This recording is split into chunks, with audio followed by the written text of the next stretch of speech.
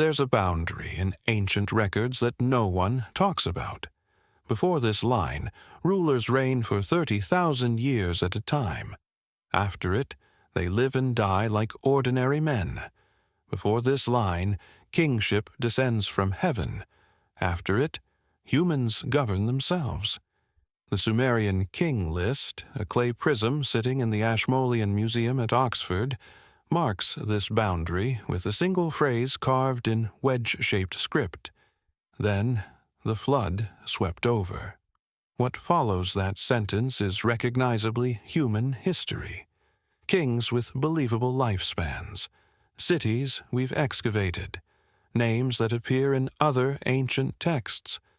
But what comes before the flood describes something else entirely.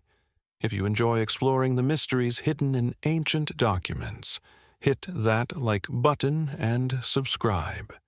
Tell me in the comments where you're listening from and what time it is there. And, as always, the visuals are here for context, but the real evidence is in the texts themselves, sitting in museums, waiting to be read differently. Let's examine what the oldest historical records actually say. In 1906, a German-American scholar named Hermann Hilprecht published his translation of a cuneiform tablet that had been gathering dust in museum archives. It was called the Weldblundel Prism, excavated from the ruins of Larsa in southern Iraq, and it contained what scholars now call the Sumerian King List. The prism itself is small, about 8 inches tall, made of baked clay, covered on all 4 sides with tiny wedge marks pressed into wet clay over 4,000 years ago. It's not mythology. It's not poetry. It reads like a bureaucratic record, a ledger, the kind of document a royal scribe would maintain to track succession and legitimacy. It begins with a statement that feels almost casual in its enormity. After the kingship descended from heaven, the kingship was in Eridu. Then it lists rulers. Each entry follows the same format: name, city, length of reign. A lulim of Eridu, 28,800 years. A laugar of Eridu, 36,000 years. En Menluana of Bad Tibira, 43,200 years. The scribe continues through 8 kings across 5 cities. No commentary, no explanation, just names and numbers recorded with the same administrative precision used for grain inventories and land surveys. The total, carefully tallied, 241,200 years. And then, without ceremony or elaboration, the list states, then the flood swept over. Here's what makes this document impossible to dismiss. After that line about the flood, the king list doesn't end. It continues. New kings, new cities, new dynasties. But now the numbers change. Post-flood rulers reign for 600 years, then 400, then 126, then 90. The reigns shrink rapidly until they reach what historians call credible lengths, the kind of lifespans actual human beings might have. And then the list does something that changes everything. It names Gilgamesh. Gilgamesh, king of Uruk, whose reign the king list records as 126 years. Gilgamesh, whose epic poem is one of humanity's oldest surviving works of literature. Gilgamesh, whose city walls archaeologists have physically excavated. Gilgamesh was real. The Sumerian King List places him in the same document, written by the same scribes, using the same bureaucratic tone as the kings who supposedly ruled for 40,000 years. This creates a problem that mainstream archaeology has never satisfactorily resolved. If the second half of the King List is accepted as legitimate history, and it is, because we can verify its later rulers through independent sources, then why do we automatically dismiss the first half as pure fantasy? Hold that thought. We have more prisms. The Weld-Blundell prism isn't alone. There are multiple copies of the Sumerian King List, each discovered in different cities, each created at different times. The British Museum houses one catalogued as WB 444, fragmentary but readable. The University of California at Berkeley has another. The Oriental Institute in Chicago holds additional fragments. What's remarkable isn't just that these lists exist, it's that they agree. The WB 444 tablet, for instance, was created independently from the Weld-Blundell prism. Different scribe, different city, different era, yet it names the same pre-flood kings: Alulim, Alalgar, Enmenlu Ana. The reign lengths vary slightly, scribal errors perhaps, or different calendar interpretations, but the sequence remains identical. The structure remains identical. The flood boundary remains identical. Scholars have a term for this. They call it textual transmission, the idea that ancient scribes copied earlier documents, maintaining records across generations.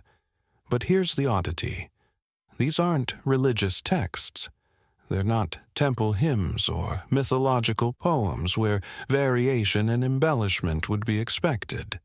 They're administrative documents. King lists served a specific bureaucratic purpose in ancient Mesopotamia. They established dynastic legitimacy. They settled succession disputes. They were legal instruments. So, when a scribe in Larsa around 2000 BCE carved the Weld-Blundell prism, he wasn't inventing a creation myth. He was consulting older records, copying what previous generations had recorded, maintaining what his culture understood as historical continuity. The same administrative impulse that drove him to record grain harvests and tax collections drove him to record pre-flood kings with 30,000-year reigns. Now, watch what happens when we examine the pattern more closely. The pre-flood section lists 8 kings across 5 cities: Eridu, Bad Tabira, Larak, Sippar, and Shuruppak. Each king is assigned a specific reign length, not round numbers, not symbolic figures, precise calculations. Alulim, 28,800 years. Alalgar, 36,000 years.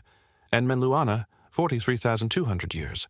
Enmengal-Ana, 28,800 years. The scribe even provides a total, 241,200 years before the flood swept over. These aren't the kind of numbers you invent for a myth. When ancient cultures created cosmological myths, they used symbolically satisfying figures. 7 days of creation, 12 tribes, 40 days in the wilderness. But 28,800? 43,200? These numbers feel like something else. They feel like someone was counting. Here's where it gets uncomfortable. Those seemingly arbitrary numbers aren't arbitrary at all. They're all divisible by 3,600. In the Sumerian sexagesimal system, the base 60 mathematics they invented and we still use for time and angles, 3,600 was a fundamental unit called a sar. 1 sar, a complete cycle. Alulim's reign, 28,800 years, or 8 sar. Enmenlu Ana's reign, 43,200 years, or 12 sar. Alalgar's reign, 36,000 years, or 10 sar. The scribe wasn't making up mythology, he was doing math. He was calculating reigns in standardized units the same way a modern accountant uses fiscal quarters. This is the language of record-keeping, not storytelling. 2 interpretations present themselves. The mainstream explanation: these numbers are symbolic. The sar unit, scholars argue, represented cosmic completeness.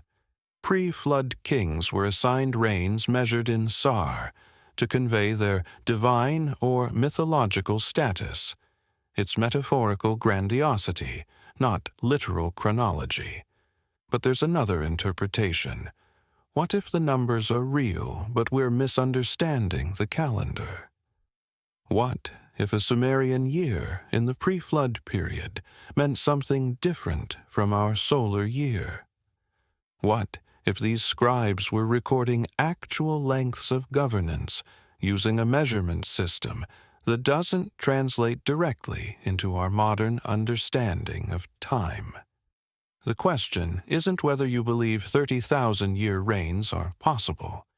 The question is why Sumerian scribes, who were meticulous bureaucrats in every other context, suddenly became fantasy writers for this one section of their administrative records. Now, let's add another layer. The flood boundary in the Sumerian King List isn't described as a myth. It's not framed as the gods' punishment or a cosmic reset. It's stated with the same terse factuality as everything else in the document. Then the flood swept over.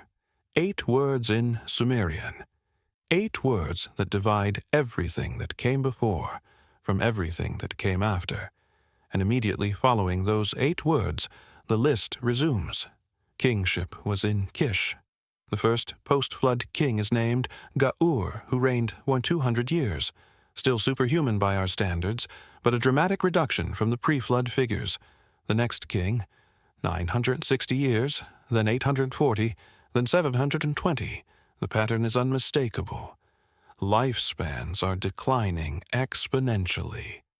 By the time we reach the 23rd king of Kish, reigns have dropped to 3 years, 6 years, 8 years, recognizably human. This creates a problem for the mythological interpretation. If the king list is pure mythology designed to legitimize rulers by giving them divine ancestry, why would the myth undermine itself? Why show reigns declining? Why transition from the grandiose to the mundane? Myths don't usually document their own obsolescence.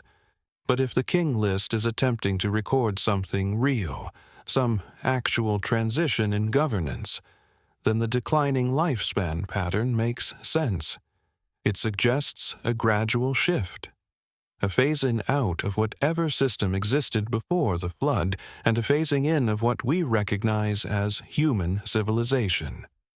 Hold that thought, because the king list does something else that mainstream archaeology struggles to explain. After the reigns drop to human levels, after the list transitions fully into what scholars accept as historical territory, it names kings we can verify independently, kings whose cities we've excavated, kings mentioned in other ancient texts, kings whose palace, ruins we've photographed. And among those kings is Gilgamesh. Gilgamesh appears in the king list as the 5th king of the first dynasty of Uruk, reigning for 126 years. His father, Lugalbanda, is listed just before him with a 200-year reign. His son, Ur-Nungal, appears after him. The king list treats Gilgamesh the same way it treats every other entry. Name, city, reign length. No embellishment. No indication that he's special. Just another king in the ledger. But we know Gilgamesh was real. The Epic of Gilgamesh, one of humanity's oldest surviving literary works, describes his quest for immortality and his friendship with Enkidu. The poem wasn't invented out of nothing. It was based on a historical figure whose legend grew over centuries. Archaeologists working at Uruk in the 1850s uncovered massive defensive walls that matched descriptions in the epic. Cuneiform tablets from the 3rd millennium BCE reference Gilgamesh as a historical king. He existed. So here's the uncomfortable question. If Gilgamesh was real, and the Sumerian King List places him in the same administrative record as the pre-flood kings with 30,000-year reigns, what does that say about the scribes' intent? Were they mixing mythology and history in the same document, or were they recording what they believed was an unbroken chain of rulers extending back before the flood. Consider the scribes' perspective. It's around 2000 BCE. You're a trained scribe in Larsa. Your job is to maintain the official king list, a document that establishes which dynasty currently holds legitimate authority. You consult older records. You copy names and reign lengths from previous generations of scribes. You don't invent. You don't embellish. You transcribe. Because this document matters. It's not entertainment. It's the constitutional record of who has the right to rule.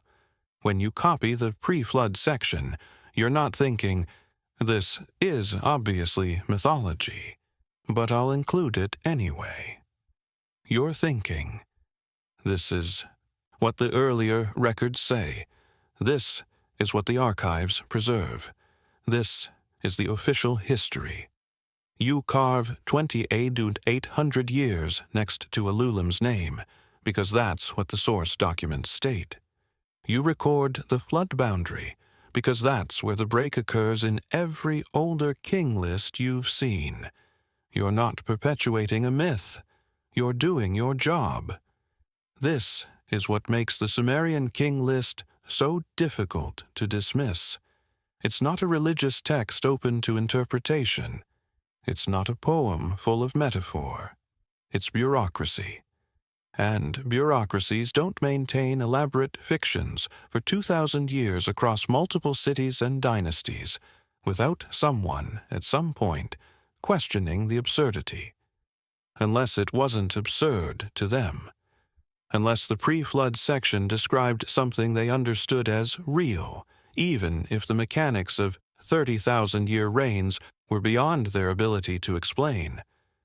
Unless the flood boundary marked an actual discontinuity in their history. A before and after so profound that everything changed. Now, watch what happens when we bring in additional evidence. Because the Sumerian King List isn't the only document that describes this boundary. There are other texts, other tablets, other archives sitting in museums that corroborate the same pattern. Pre-flood world operates under one set of rules. Flood happens. Post-flood world operates under completely different rules. The next artifact we need to examine is called the Eridu Genesis. It's housed at the University of Pennsylvania Museum, catalogued as CBS 106773. Unlike the King List, the Eridu Genesis is explicitly mythological. It tells the story of creation, the establishment of cities, and, critically, the flood. But here's what makes it relevant. The Eridu Genesis names the players.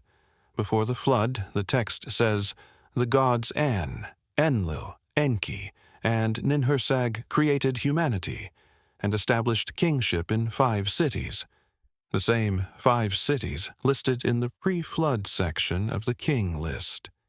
Eridu, Bad Tibira, Larak, Sippar, and Shuruppak. The gods governed these cities directly. Then, the text explains, humanity became too numerous, too noisy. The god Enlil decided to send the flood, but the god Enki, who had grown fond of humans, warned a man named Ziusudra to build a boat. The flood came. The flood swept over, as the King List phrases it, and when the waters receded, the gods granted Ziusudra eternal life and placed him in Dilmun, a paradise far away. But the gods themselves withdrew from direct rule. They allowed humans to govern their own cities. This creates a second problem. The Eridu Genesis and the Sumerian King List are describing the same event from different angles. One is administrative. One is mythological. But both agree on the fundamental structure. Before the flood, non-human governance. After the flood, human self-rule. The question is whether gods and kings who reigned 30,000 years are describing the same entities. Whether the mythological language of the Eridu Genesis and the bureaucratic language of the King List are two ways of documenting the same reality, and that brings us to the name that appears in both texts, the name that appears in hundreds of Sumerian and Akkadian documents spanning 2,000 years. The Anunnaki. The Anunnaki appear in Sumerian texts more than 2,000 times. They're not a fringe detail. They're not a minor mythological footnote. They are central to how ancient Mesopotamians understood their own history, and the way these texts describe the Anunnaki is where things get uncomfortable. The word itself breaks down in Sumerian, Anunnaki. Anu, the sky god, the highest authority in the Sumerian pantheon. Na, a possessive particle. Ki, earth. The Anunnaki, those of Anu who are on earth. But there's another translation, equally valid from the cuneiform. Those who from heaven came to earth. The Eridu Genesis tablet we just mentioned, the one at the University of Pennsylvania catalogued as CBS 10673, doesn't just tell a creation story. It provides an organizational chart. It names specific Anunnaki and assigns them specific cities. An ruled from the heavens. Enlil governed Nippur, the religious center. Enki was assigned Eridu, the first city, where he oversaw the creation of humans. Ninhursag managed Bad Tibira. Each of the 5 pre-flood cities listed in the Sumerian King List corresponds to an Anunnaki administrator. This isn't mythology in the way we usually understand it. This is organizational structure. This is governance documentation. Now, hold that thought, because there's something about the Sumerian language itself that creates a problem. When we translate Sumerian texts, we use the word gods because that's the closest English equivalent we have. But the Sumerian word we're translating is Dingir, and Dingir doesn't quite mean what we think it means. Dingir is written in cuneiform as a star or cross symbol. Linguists have spent decades debating its root, meaning. The consensus, debated, but generally accepted, is that Dingir originally meant the bright ones, or those from the sky, not gods in the sense of omnipotent, eternal, metaphysical beings, more like sky people, those who came from above. The Akkadians, who conquered Sumer around 2350 BCE and adopted their writing system, translated Dingir into their own Semitic language as Ilu, which eventually became the Hebrew El and Arabic Ila. Over millennia, the meaning drifted toward our modern concept of divinity. But, in the earliest Sumerian contexts, Dingir described a category of beings who were present, active, and physically located in Mesopotamia. The texts are very specific about this. The Anunnaki weren't abstract, cosmic forces. They lived in temples. They ate food, offerings of bread, beer, and meat meticulously recorded in administrative tablets. They had family relationships, conflicts, political disputes. They aged differently than humans, yes, but they weren't immortal in the absolute sense. Several texts describe Anunnaki dying or being killed. What the texts describe are beings who were powerful, technologically advanced compared to early humans, and present on Earth for an extended period before withdrawing. Now, watch what happens when we examine the physical evidence. Because the Sumerians didn't just write about the Anunnaki, they depicted them. The British Museum houses over 500 Sumerian cylinder seals in its collection. These are small stone cylinders, usually 1 to 3 inches tall, carved in reverse with intricate scenes. When rolled across wet clay, they produced raised relief images used to seal documents, mark ownership, or authenticate contracts. They're the ancient world's signature system. And there's a pattern in these seals that no one disputes, but few adequately explain. Pre-flood and early post-flood seals consistently show the same composition. Tall figures wearing horned crowns, standing before or above smaller human figures. The tall figures hold objects, sometimes staffs, sometimes tools, sometimes unidentifiable instruments. The humans are depicted in postures of service or supplication, kneeling, offering objects, or performing labor. Catalogue number 89115 in the British Museum shows this clearly. A seal from the Uruk period, approximately 3200 BCE. Two tall figures flank a central reed structure. Both wear elaborate horned headdresses. Before them, smaller human figures present offerings. The size difference is consistent across hundreds of these seals. The tall figures are roughly 1.5 times the height of the human figures. Mainstream interpretation. This is symbolic. The size difference represents authority, not literal physical difference. The horned crowns indicate divinity. The scenes are religious iconography, not documentary illustration. But here's the oddity. In later periods, after roughly 2000 BCE, the iconography changes. Gods are still depicted, but now they're the same size as humans. Sometimes they're identifiable only by symbols or context. The deliberate size hierarchy disappears. If the earlier seals were purely symbolic, why did the symbol change? Why did later artists abandon a useful visual shorthand for indicating divine status? The alternative interpretation creates discomfort, but it fits the pattern. The earlier seals depict what people actually saw, a physically distinct ruling class who were taller than the average Sumerian. After 2000 BCE, when the Anunnaki had withdrawn from direct governance, artists depicted gods as human-sized because they were no longer working from observation. They were working from cultural memory and theological abstraction. This creates a problem when we consider it alongside the King List. The pre-flood kings with 30,000-year reigns, were they human or were they Anunnaki? The texts suggest they were Anunnaki. The iconography suggests the Anunnaki looked different from humans. The administrative tone of the King List suggests the scribes believed they were recording real governors, not inventing mythology. Hold that thought, because there's another text that makes this even more explicit.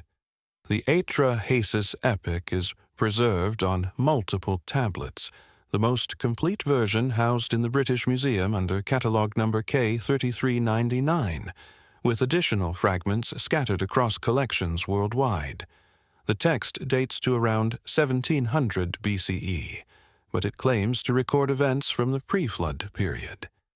And, unlike the Eridu Genesis, which is relatively brief, Atrahasis provides extensive detail about why humans were created and how the Anunnaki governed them. The epic begins not with humans, but with a labor dispute. The Anunnaki, the text explains, were divided into two groups. The senior Anunnaki, 50 in number, oversaw operations. The junior Anunnaki, called the Igigi, performed the actual physical labor, digging irrigation channels, mining minerals, building infrastructure. The text is very specific. For 40 years, the Igigi labored. Then they rebelled. The rebellion scene is remarkably bureaucratic. The Igigi don't attack. They go on strike. They burn their tools and march to the house of Enlil, the senior administrator, demanding relief.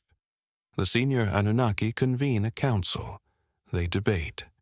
Eventually, Enki proposes a solution: create a worker species to bear the labor burden. Let man bear the toil of the gods, the text states. So the Anunnaki, specifically the goddess Nintu with assistance from Enki, create humans by mixing clay with the blood of a slain Anunnaki named Geshtu-A. The text describes this as a biological procedure, not a magical incantation.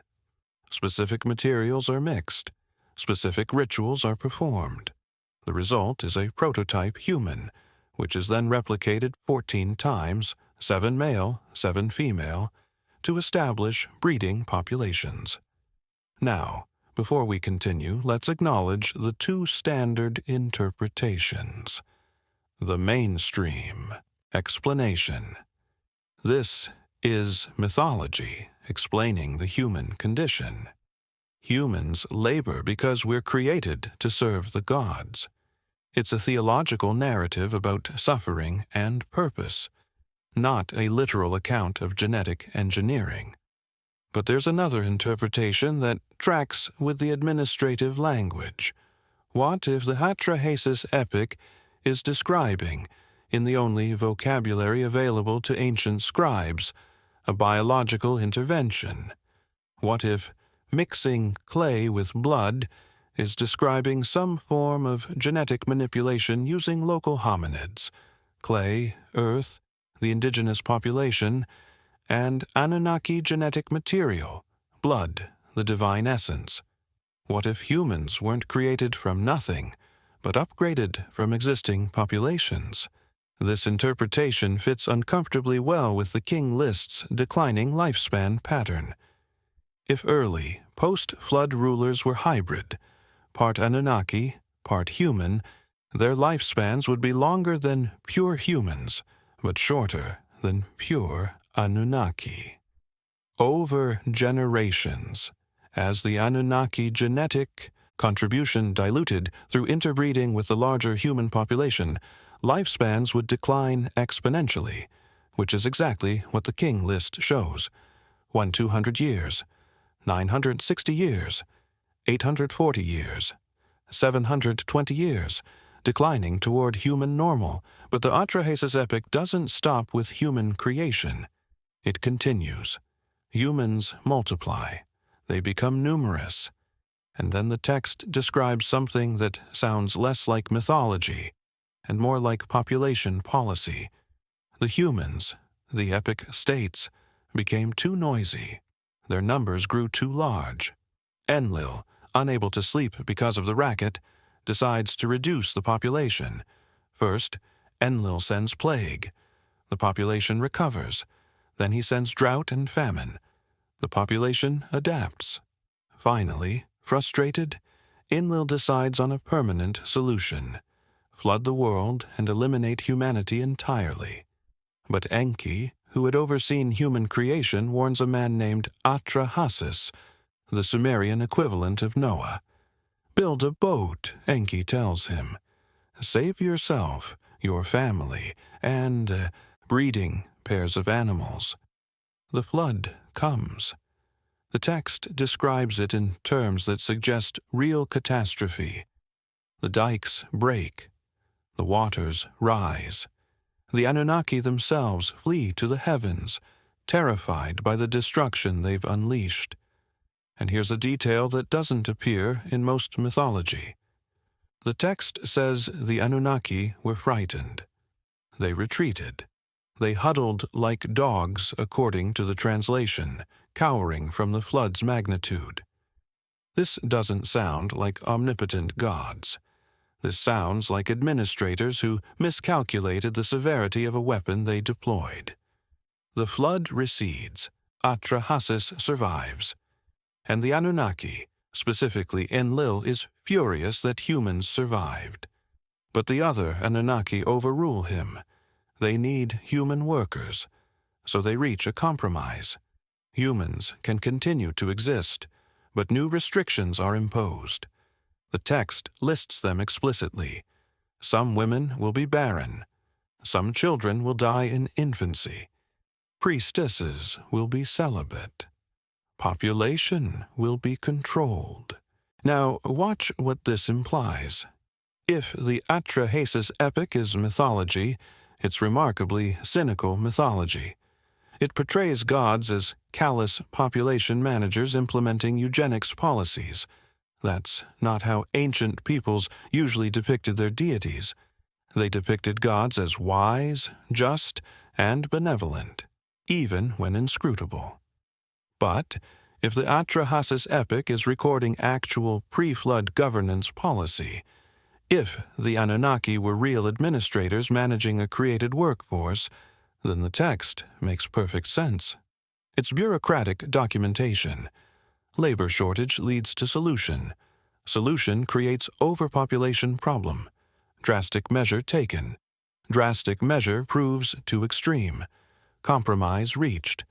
New population controls implemented. This creates a problem for mainstream archaeology. The same problem the King List creates. The language is too specific. The details are too administrative. The tone is too matter-of-fact. If ancient scribes were inventing comforting myths about divine providence, they did a terrible job. But if they were recording what earlier sources documented about actual pre-flood society, they did exactly what we'd expect bureaucratic scribes to do. Hold that thought, because there's one more category of evidence that needs examination. And this evidence isn't textual. It's physical. The British Museum's cylinder seal collection includes one particular seal that appears frequently in alternative archaeology discussions. It's catalogued as VA 243, though it's actually housed in the Vorderasiatisches Museum in Berlin. The seal dates to approximately 2500 BCE, the Akkadian period, and it shows a typical presentation scene. A seated figure, presumably a ruler or deity, with smaller human figures approaching. But in the upper left corner of the seal, above the seated figure, there's a symbol. A large central circle surrounded by smaller circles. Mainstream interpretation. It's a star symbol, decorative, possibly representing the god Shamash or a generic divine. Radiance. Alternative interpretation. It's a diagram of the solar system. The central circle is the sun. The surrounding circles are planets. And depending on how you count the dots and interpret the damage to the seal, there appear to be more than the 8 planets known to modern astronomy before the invention of telescopes. Now, before this gets dismissed as wild speculation, let's acknowledge what we know. The Sumerians were sophisticated astronomers. The Mu'apen tablets housed in the British Museum are star catalogues listing constellations, planetary movements, and heliacal risings with remarkable precision. The Sumerians tracked Venus's cycles. They understood the concept of the ecliptic. They could predict lunar eclipses. But how did they know about outer planets? Uranus wasn't discovered until 1781, Neptune in 1846, Pluto in 1930, and it's since been reclassified as a dwarf planet. How would Sumerians in 2500 BCE depict planets they couldn't possibly observe with the naked eye? 2 interpretations. The mainstream explanation, they didn't. The seal shows a star and some decorative dots, and we're pattern-matching modern knowledge onto ancient iconography. It's coincidence and confirmation bias. The alternative explanation, the Anunnaki had advanced astronomical knowledge and passed some of it to early humans. The seal depicts information inherited from the pre-flood period, when the Anunnaki were still actively teaching.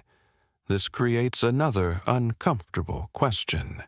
If the Anunnaki were real and technologically advanced enough to have detailed astronomical knowledge, what other knowledge did they possess?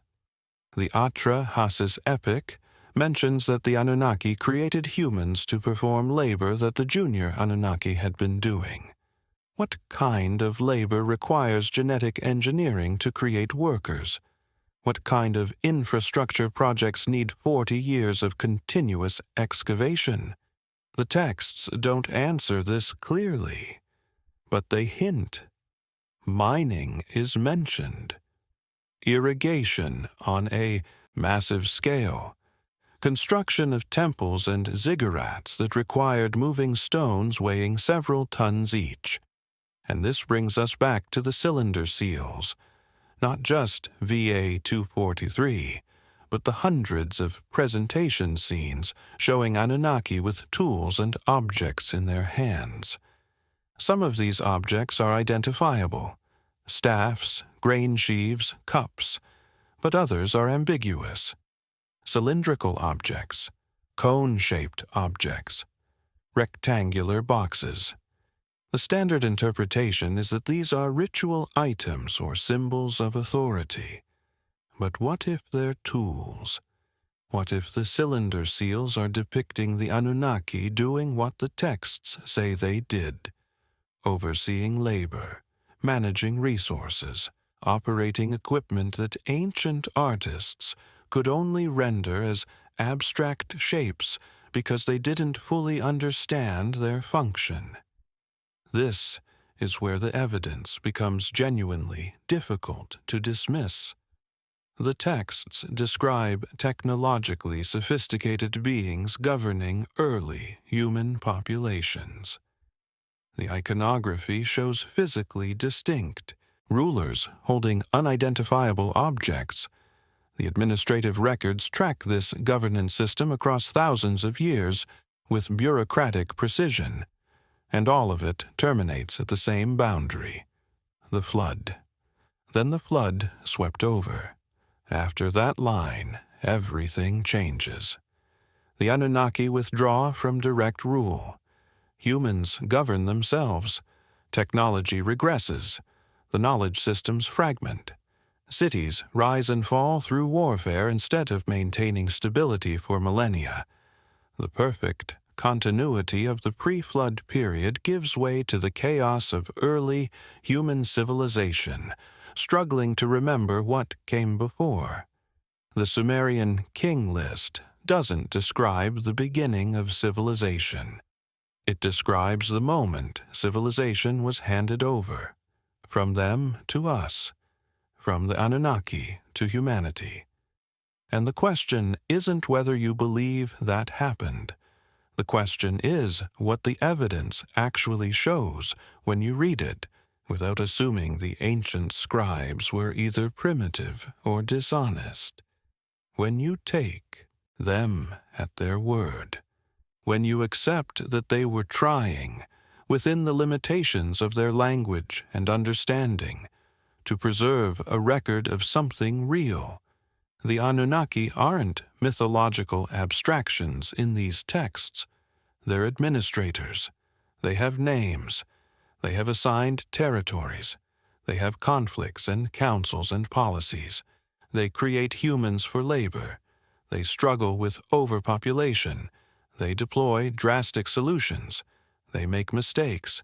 They withdraw. And then we're alone. The next section we need to examine is the flood itself, not as mythology, not as metaphor, but as a documented boundary event that shows up in archaeological layers, geological evidence, and textual records across multiple cultures. Because if the flood was real, if something catastrophic actually happened around 2900 BCE that disrupted early civilization, then the question becomes, was the flood a natural disaster that ended Anunnaki governance? Or was it the tool they used to reset a failed experiment? The evidence for the flood is sitting in excavation reports, museum storerooms, and geological surveys. Let's examine what the physical layers of Earth actually preserve. In 1929, a British archaeologist named Leonard Woolley was excavating the Royal Cemetery at Ur in southern Iraq. Ur was one of the 5 pre-flood cities listed in the Sumerian King List. Woolley's team was digging through layers of graves, pottery, and building foundations when they hit something unexpected. Clay, not the broken pottery fragments and ash layers typical of ancient habitation sites. Pure, clean, water-deposited clay. A lot of it. The layer was 11 feet thick. Woolley's excavation notes, preserved in the British Museum archives, describe the sequence precisely. Above the clay layer, Sumerian pottery from the early dynastic period, roughly 2900–2350 BCE. Below the clay layer, pottery from the Ubaid period, roughly 5000–4000 BCE. Different styles, different manufacturing techniques, different cultural signatures. And separating them, 11 feet of clay that could only have been deposited by water. Massive quantities of water. Flood water. Woolley believed he'd found evidence of the biblical flood. He called it proof that the flood narrative was based on historical catastrophe. Modern archaeologists are more cautious with the interpretation, but they don't dispute the flood layer exists. It's there. You can see it in the excavation profiles. Clean alluvial clay interrupting continuous human habitation. Hold that thought. Because Ur wasn't the only site. Excavations at Uruk, another pre-flood city listed in the King List, revealed a similar flood layer. Not quite as thick, about 8 feet, but the same composition. Water-deposited sediment interrupting the archaeological sequence. At Kish, excavators found flood deposits reaching nearly 5 feet. At Shuruppak, the last pre-flood city named in the King List, a distinct flood layer appears in multiple excavation trenches. The pattern is unmistakable. The 5 cities specifically named in the Sumerian King List as pre-flood sites all show geological evidence of catastrophic flooding in roughly the same time period. Carbon dating and pottery chronology place these flood events somewhere between 3200 and 2800 BCE. The dates aren't perfectly synchronized. Flooding would have occurred at different times depending on local topography and water sources, but they cluster within a few hundred years. Now, here's what creates the problem. Not all Mesopotamian sites show flood layers. Cities farther from the Tigris-Euphrates floodplain show no interruption in their archaeological sequences. This tells us the flood wasn't global. It was regional. Catastrophic for Mesopotamia, yes, but localized to the river valleys and lowlands, which raises an uncomfortable question. If the flood was geologically localized, why do the Sumerian texts treat it as a universal reset event? Why does the King List present the flood as the boundary between 2 eras of history, not just between 2 pottery styles? 2 interpretations present themselves. The mainstream explanation. The flood was regionally catastrophic, destroying multiple cities and displacing populations. Survivors mythologize this trauma into universal flood narratives. Over generations, a devastating regional flood became the flood that destroyed the world. Human psychology transformed local disaster into cosmic event. But there's another interpretation that aligns with the textual evidence. What if the flood was geographically limited, but politically universal? What if every city under Anunnaki governance was deliberately located in the floodplain? What if the Anunnaki had concentrated their administrative centers in precisely the region that would be destroyed by flooding? Then, a regional flood would effectively end their governance system without affecting populations outside their control. The Atrahasis epoch supports this Reading. The text doesn't say the Anunnaki flooded the entire planet. It says Enlil decided to end the noise, to reduce the population that had become unmanageable. A targeted regional flood accomplishes this goal. It destroys the cities where Anunnaki-human interaction was most concentrated. It resets the governance structure. And it allows peripheral populations, those outside direct Anunnaki control, to survive and repopulate. This creates another problem when we examine post-flood civilization, because something strange happens after the flood layer.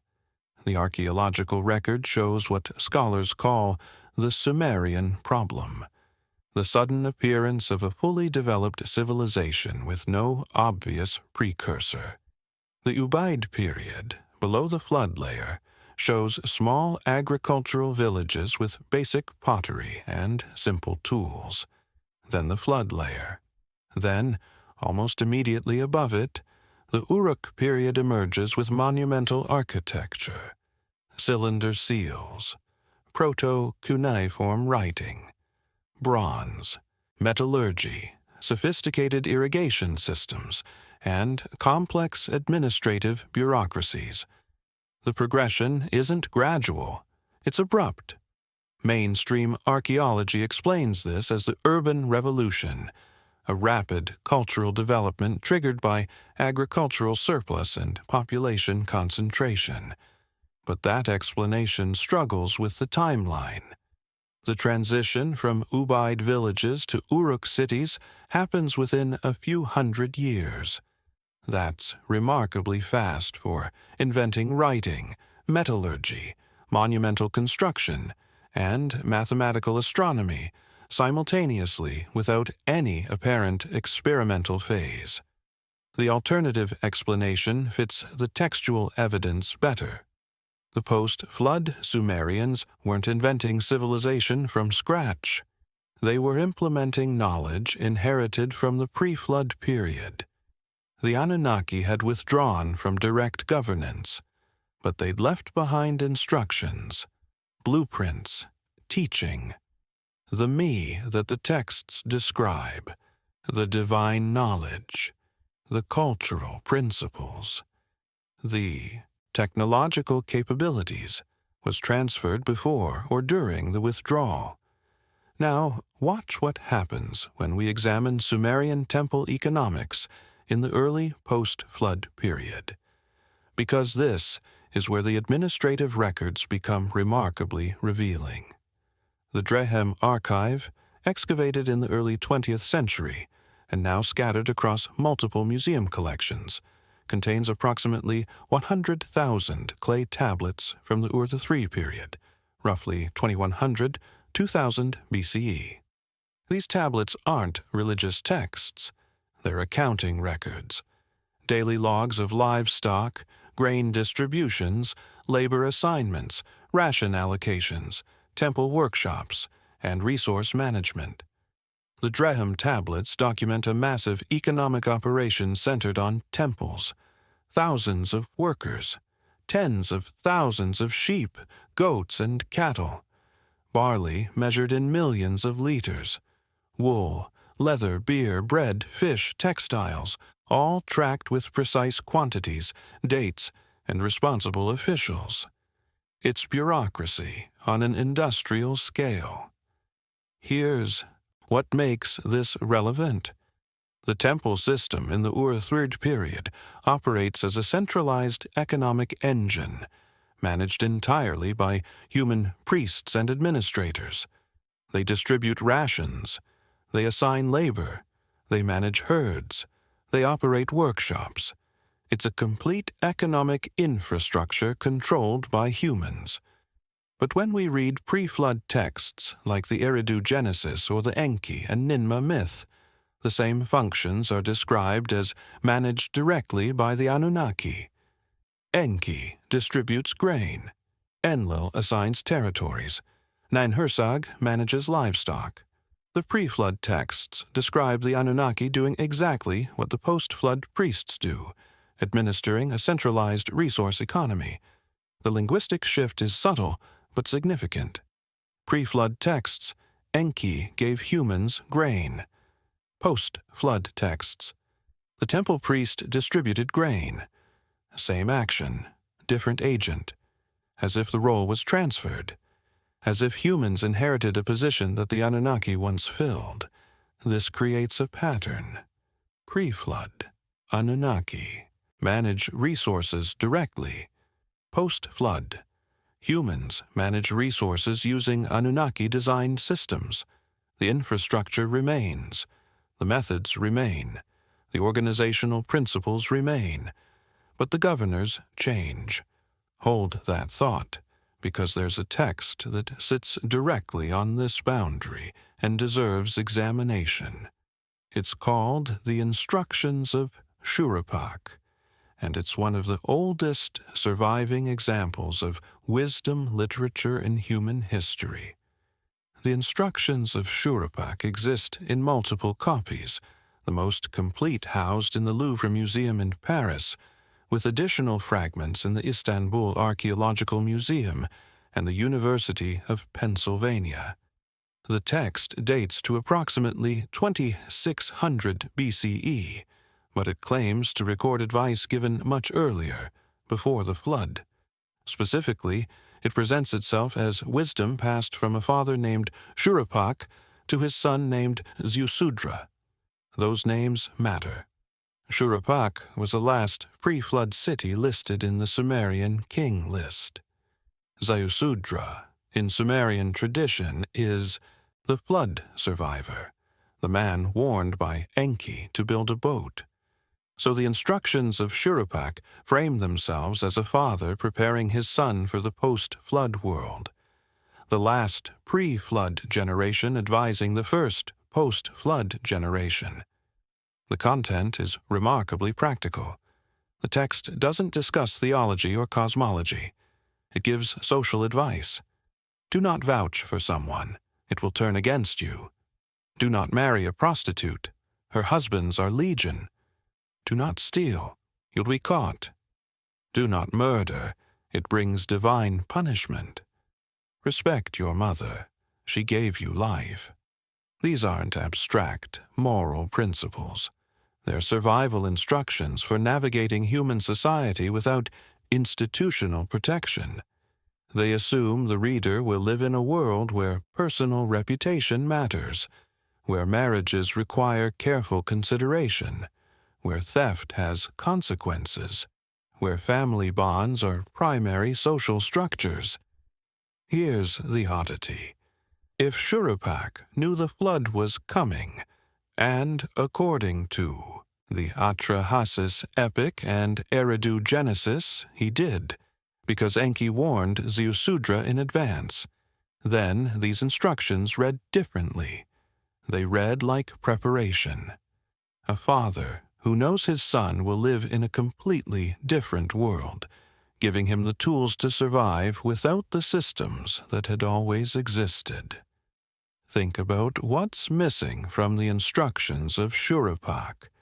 There's no advice about interacting with the Anunnaki, no instructions for temple service or divine appeasement, no guidance on navigating the hierarchical structures that the pre-flood texts describe. It's as if Shuruppak is deliberately preparing Ziusudra for a world where humans govern themselves. Two interpretations. The mainstream explanation. The text was composed in the early dynastic period and retroactively attributed to pre-flood figures to give it authority. The practical advice reflects actual early Sumerian society, not preparation for post-flood life. The alternative explanation. The text preserves genuine pre-flood wisdom, advice passed down through oral tradition, and eventually written during the early post-flood period. Shuruppak knew the Anunnaki were withdrawing. He knew humans would need to manage their own societies, so he gave his son the ethical framework to do exactly that. This interpretation aligns with something else the texts preserve. the Anunnaki's gradual withdrawal rather than sudden disappearance.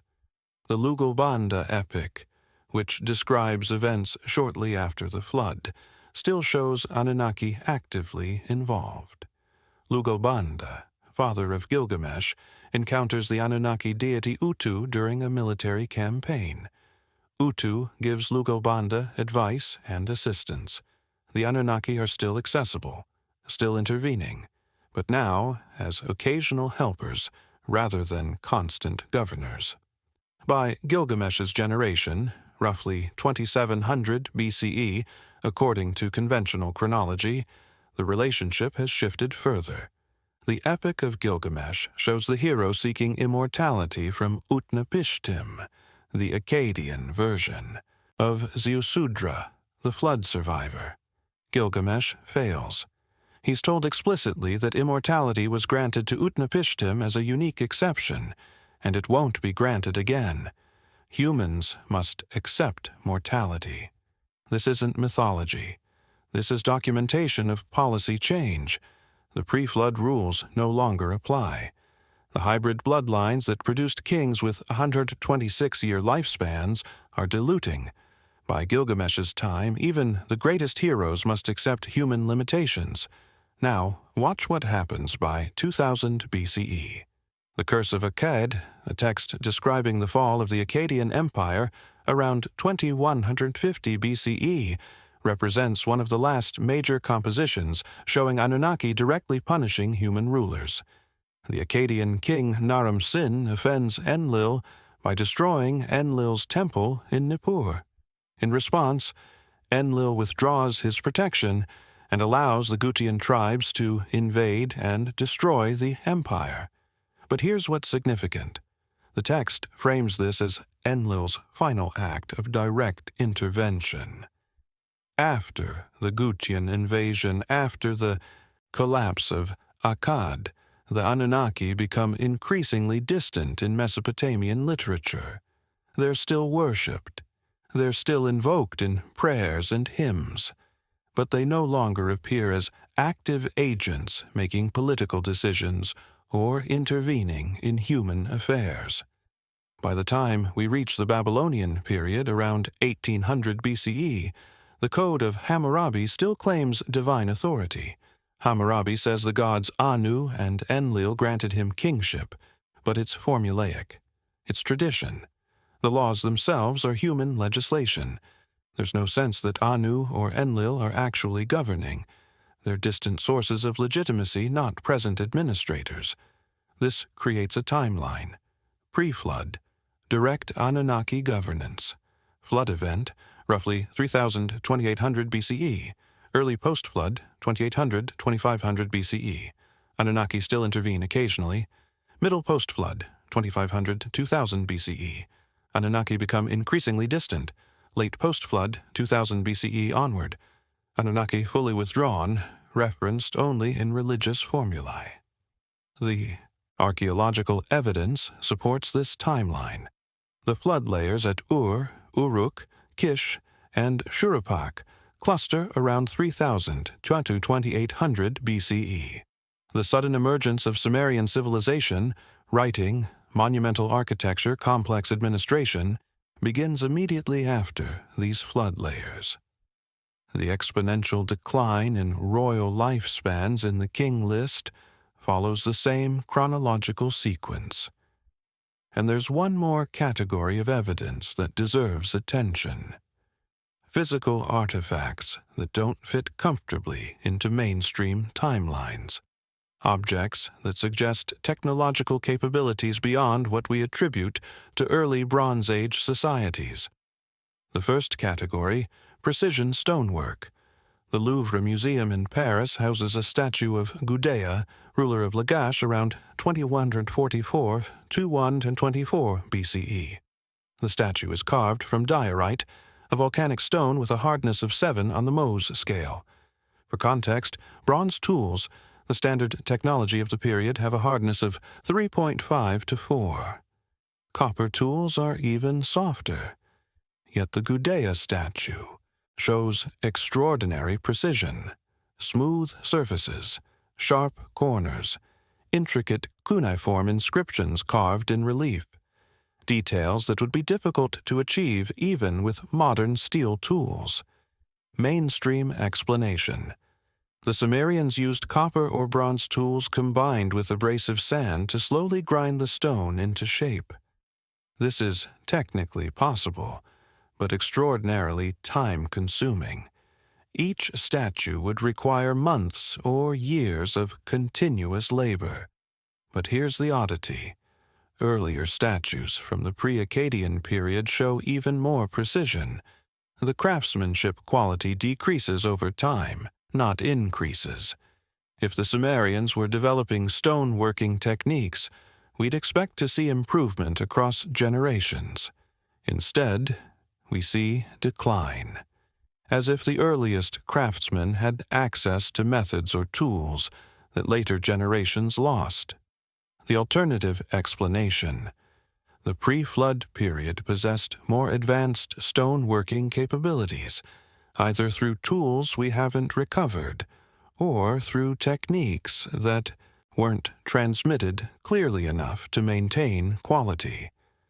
Later generations attempted to replicate the precision but worked from degraded knowledge. This pattern appears in multiple contexts. The earliest cylinder seals show the finest detail.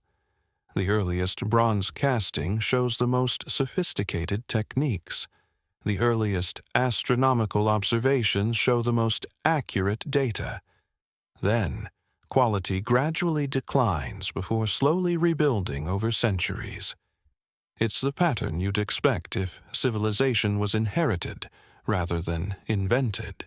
Initial high quality from inherited knowledge. Decline as knowledge degrades. Gradual recovery as humans redevelop capabilities independently.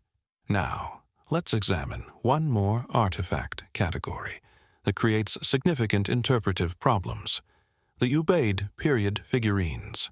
The Eridu excavations, conducted between 1946 and 1949, uncovered dozens of terracotta figurines from the deepest, oldest layers of the site. These date to the Ubaid period, roughly 5900–4000 BCE, well before the Sumerian civilization we've been discussing. The figurines are currently housed in the National Museum of Iraq, though many were looted during the 2003 invasion. Here's what makes them strange. The figurines depict humanoid forms with elongated skulls, large almond-shaped eyes, and what appear to be reptilian facial features. Some show female figures in nurse's poses, clearly domestic scenes, mothers with infants. But the morphology is distinctly non-human. These aren't isolated outliers. Hundreds of similar figurines have been recovered from Ubaid sites across Mesopotamia. They're not rare ritual objects. They're common domestic artifacts found in household contexts, not temples. Mainstream interpretation, stylized art. The Ubaid culture had a particular aesthetic convention that exaggerated certain features. The elongated skulls and unusual faces are symbolic or artistic choices, not literal depictions.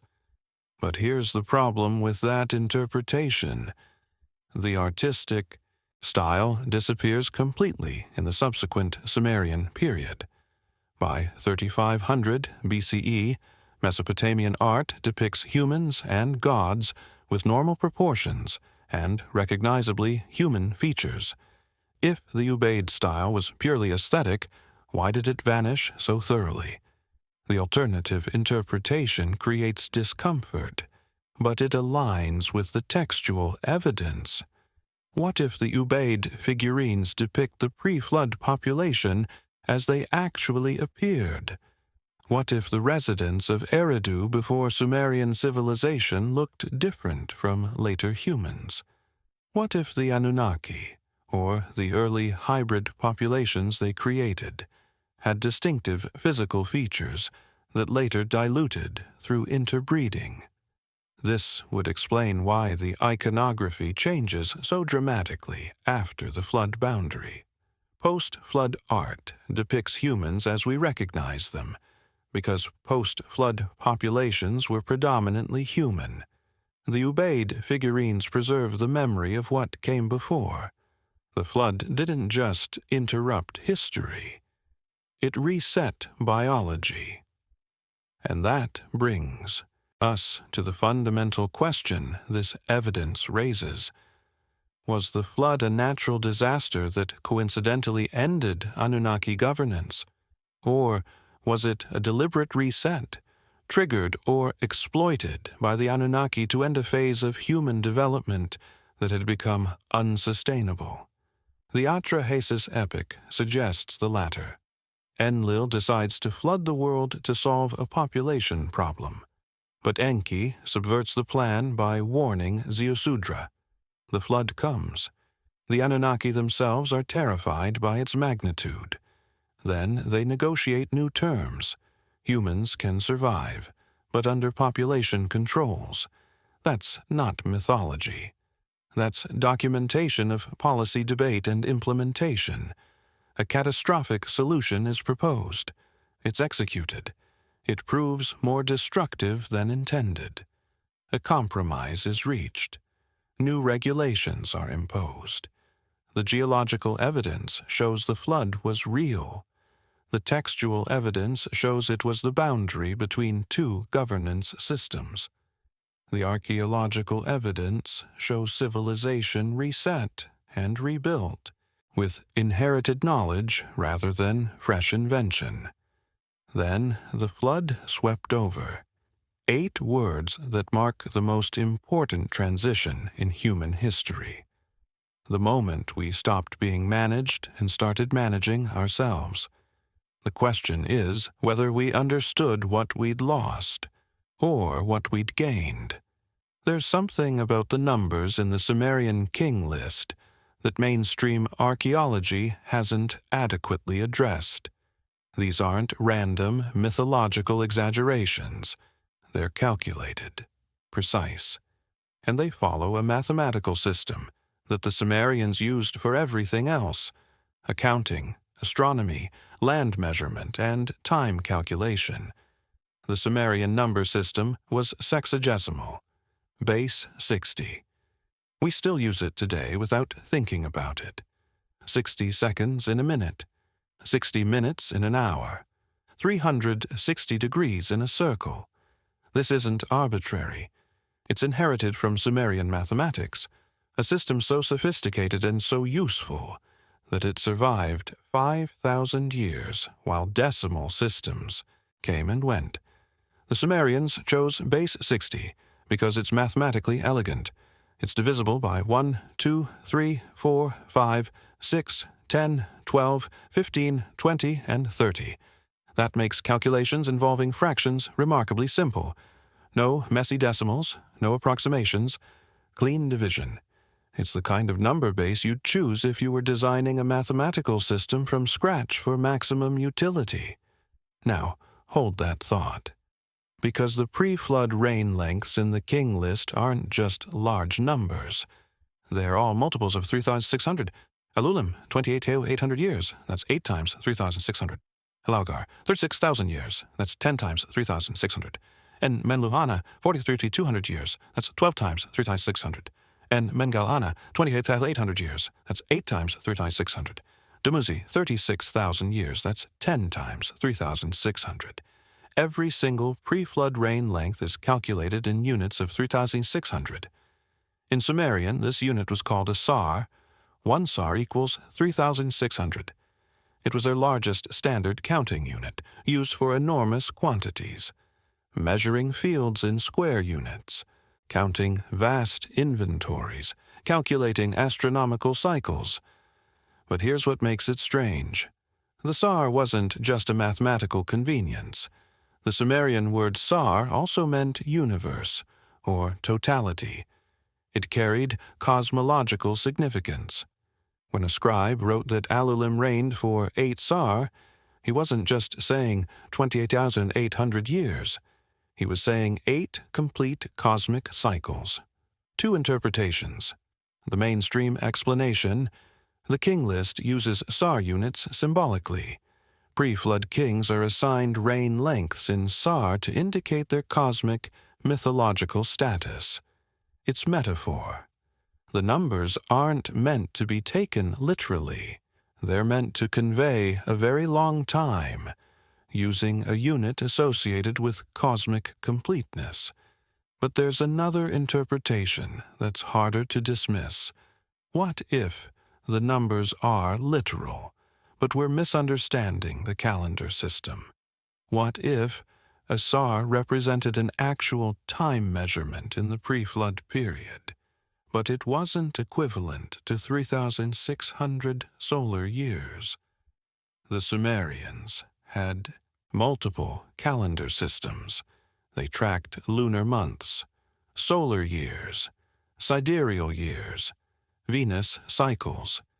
They understood that different celestial phenomena operated on different timescales. They had the mathematical sophistication to convert between systems. So when they recorded pre-flood rains in SAR, were they using a different temporal framework? This creates a problem when we examine it, alongside another Sumerian astronomical concept, the Great Year, or the precession of the equinoxes. The Mol-Apen tablets, housed in the British Museum, are Sumerian astronomical texts that catalog stars, constellations, and celestial movements. They're dated to around 1000 BCE, but they claim to record observations from much earlier periods. The tablets demonstrate that Mesopotamian astronomers understood precession, the slow wobble of Earth's axis that causes the position of stars to shift over long periods. A complete precession cycle takes approximately 25,920 years. That's how long it takes for Earth's axis to complete one full rotation, which means it takes that long for the vernal equinox to move through all 12 constellations of the zodiac. The Sumerians called this the Great Year. Now, watch what happens when we do the math. The total duration of pre-flood history, according to the King List, is 241,200 years. Divide that by the precession cycle. 241,200 and 25,920 Saturn to 9.3, just over 9 complete great years. Coincidence? Perhaps. But there's another calculation that creates even more discomfort. In the 3rd century BCE, a Babylonian priest named Berossus wrote a history of Babylon in Greek called the Babyloniaca. Only fragments survive, preserved in the writings of later historians like Eusebius and Syncellus. Berossus had access to the temple archives in Babylon, ancient records that no longer exist. He was trained in the old cuneiform traditions. He knew the king lists. He knew the astronomical texts. And Berossus recorded that the pre-flood period lasted exactly 432,000 years, during which 10 kings ruled. Now, the Sumerian King List says 8 kings ruled for 241,200 years. Berossus says 10 kings ruled for 432,000 years. These numbers don't match exactly, but look what happens when we examine the structure. 432,000, 10 kings, each of 43,200 years average reign length. 43,200 years is exactly 12 SAR. Remember Enmenlu-Ana from the Sumerian King List? His reign was 43,200 years, 12 SAR. The same number that Berossus uses as the average pre-flood reign length. This suggests that Berossus and the Sumerian scribes were working from the same underlying tradition, the same archival data, even though they recorded it slightly differently. The SAR unit, the 3,600-year calculation base, remained consistent across nearly 2,000 years of textual transmission, from early Sumerian scribes to Hellenistic Babylonian priests. Hold that thought, because 432,000 has another property that creates significant interpretive problems. In Vedic tradition, far from Mesopotamia in the Indian subcontinent, there's a concept called the Kali Yuga. It's the current age of the world according to Hindu cosmology, and the Kali Yuga is said to last exactly 432,000 years. The connection between Berossus's pre-flood duration and the Vedic Kali Yuga duration is debated by scholars. Skeptics argue it's coincidence, or possibly cultural transmission during the Persian period when both Mesopotamia and India were part of the Achaemenid Empire. But the number is specific enough that it warrants attention. Both traditions preserve 432,000 as a significant cosmic duration. Both associate it with a particular phase of world history. The question is whether this represents independent development of similar cosmological frameworks or preservation of a common source, knowledge inherited from a pre-flood period when the Anunnaki governed multiple regions. Now, let's examine another mathematical pattern that appears in Sumerian astronomical texts, the Nineveh constant. In the 19th century, archaeologists excavating the library of Ashurbanipal at Nineveh discovered clay tablets containing astronomical calculations of extraordinary precision. One tablet, now in the British Museum, contains a number that appears repeatedly in different astronomical contexts: 195,955, 200,000. This number, which scholars call the Nineveh constant, is a common multiple of numerous astronomical cycles. It's divisible by the lunar month, the solar year, the Platonic year, precession cycle, and various planetary orbital periods. It's the kind of number you'd generate if you were trying to create a master calendar that synchronized all major celestial cycles into one calculational framework. Modern astronomers have verified that the Nineveh constant works. It's mathematically sound.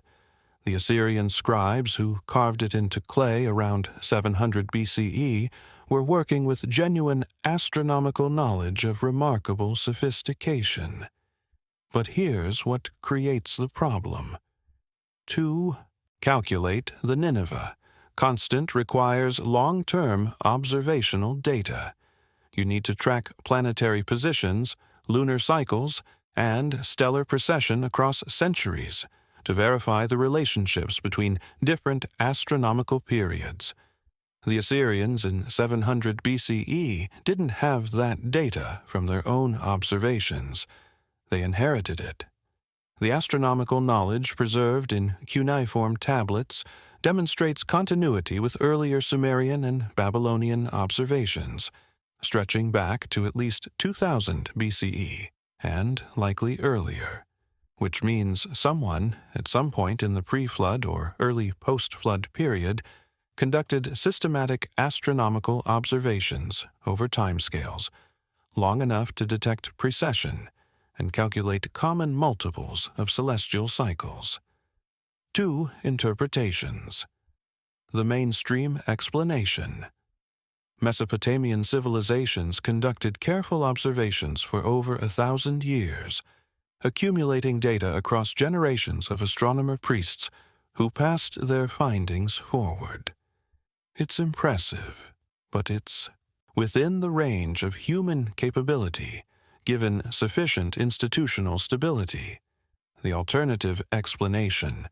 The astronomical knowledge was inherited from the Anunnaki, who possessed it before the flood and transmitted it to early post-flood humans. The Muldat-Apen tablets, the Nineveh constant, the precession calculations, these represent preserved pre-flood science, not fresh human discoveries. This interpretation gains support when we examine what the texts themselves claim. The Sumerian myth, Enki and the World Order, explicitly states that Enki, one of the primary Anunnaki, established the stars and made the heavens by organizing celestial knowledge. The text describes Enki teaching humans astronomy, mathematics, and timekeeping. If we read that mythologically, it's a creation story. God creates the cosmos and teaches humans to understand it. But if we read it administratively, the way the King List is written, it's documentation. Enki organized astronomical knowledge into systematic frameworks and transmitted those frameworks to human students. Now, watch what happens when we look at the mathematical basis of Sumerian architecture. Ziggurats, the massive stepped pyramid temples that dominated Mesopotamian cities, weren't arbitrary designs. They followed precise mathematical ratios. The base width, the height of each terrace, the total height, the orientation to cardinal directions, all calculated according to geometric principles. The ziggurat at Ur, partially reconstructed in the 1980s, has a base measuring approximately 62.5 meters by 43 meters. The ratio is roughly 1.45.1, close to the square root of 2, approximately 1.414.1. The terraces decrease in size following a consistent proportional reduction. The entire structure is oriented with its corners pointing to the cardinal directions, requiring accurate astronomical observation to achieve. Here's what's strange. The earliest ziggurats show the most sophisticated mathematical proportions. The ziggurat at Uruk, dating to around 3200 BCE, demonstrates more advanced geometric planning than some later examples from 2000 BCE. Again, we see the pattern of initial sophistication followed by decline, then gradual recovery.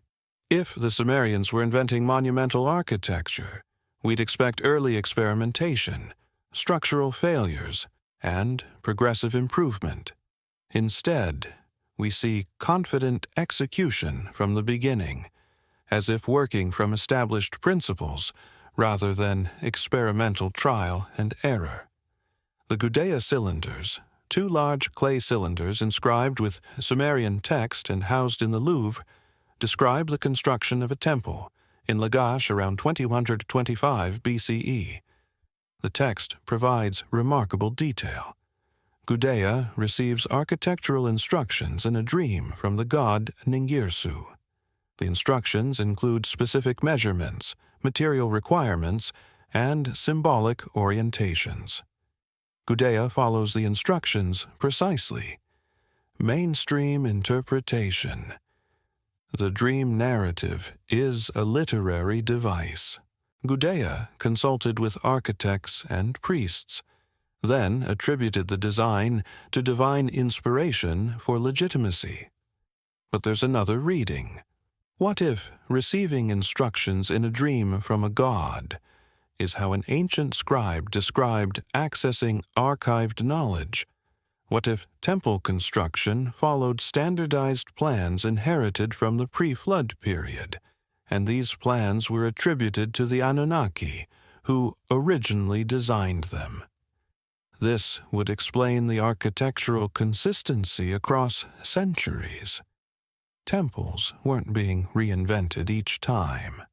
They were being built according to preserved specifications. The ziggurat blueprint remained stable because it was treated as sacred, unalterable, not because priests were religiously conservative, but because they were following technical documents whose purpose they may not have fully understood. Now let's examine one more mathematical pattern that appears in unexpected places: the measurement systems themselves. The Sumerian cubit, the basic unit of length, was approximately 49.5 centimeters. This wasn't arbitrary. It's 1/10,000,000 of the polar radius of Earth. The Sumerians couldn't have measured Earth's polar radius directly. We didn't accomplish that until the 18th century CE with sophisticated surveying equipment. Yet their cubit relates to it with remarkable precision. Coincidence? Perhaps. The cubit was probably derived from human body proportions, forearm length from elbow to fingertip. But the fact that this anthropomorphic unit happens to relate so cleanly to Earth's dimensions creates questions. The Sumerian double hour, their division of the day, was based on dividing daylight into 12 equal parts. 12 double hours make 24 hours. Again, we still use this system, but the choice of 12 isn't obvious. Why not 10, which would align with finger counting? Why not 8, which is 23 and mathematically simpler? 12 is optimal for a base 60 system, but why base 60 in the first place? The standard explanation is that 60 is highly divisible, making it practical for commerce and astronomy, but that's a circular argument. It's practical because the Sumerians made it the standard, and they made it the standard because it's practical. The question is who first recognized that base 60 was superior to other options, and why early Sumerians adopted such a sophisticated system with no apparent period of experimentation with inferior alternatives. Now, here's where the mathematical evidence intersects with the textual evidence in ways that create serious interpretive challenges. The Epic of Gilgamesh contains a flood narrative. Utnapishtim, the flood survivor, describes building his ark with specific dimensions. The text states the ark was a cube, 120 cubits in length, width, and height. That's a vessel measuring roughly 60 meters per side. Modern naval architects have analyzed these dimensions. A cubic ark is actually a stable design for flood conditions. It wouldn't sail well directionally, but it would be nearly impossible to capsize. The volume, 60 mesoex, 60 mewisix, 60 moensarv, 216,000 cubic meters, provides enormous cargo capacity. The specifications describe a functional vessel designed for survival, not for navigation. But here's what's mathematically interesting. 120 cubits per side means the total linear dimension is 360 cubits, and 360 is, of course, the number of degrees in a circle. It's also 1/10 of a CAR, 3,600. The arc dimensions encode base 60 mathematics. Was this intentional symbolism? Or were the ark's dimensions specified using the same mathematical framework that the Anunnaki used for all their architectural and engineering projects? The Atrahasis epic provides slightly different arc dimensions, a circular design, but the mathematical relationships remain consistent. Perimeter and area calculations still relate to sexagesimal units. The flood survivors weren't given arbitrary boat-building instructions. They were given engineering specifications calculated in a standardized mathematical system. This creates a problem for the mythological interpretation. Myths don't usually contain accurate naval engineering embedded in symbolic religious narratives.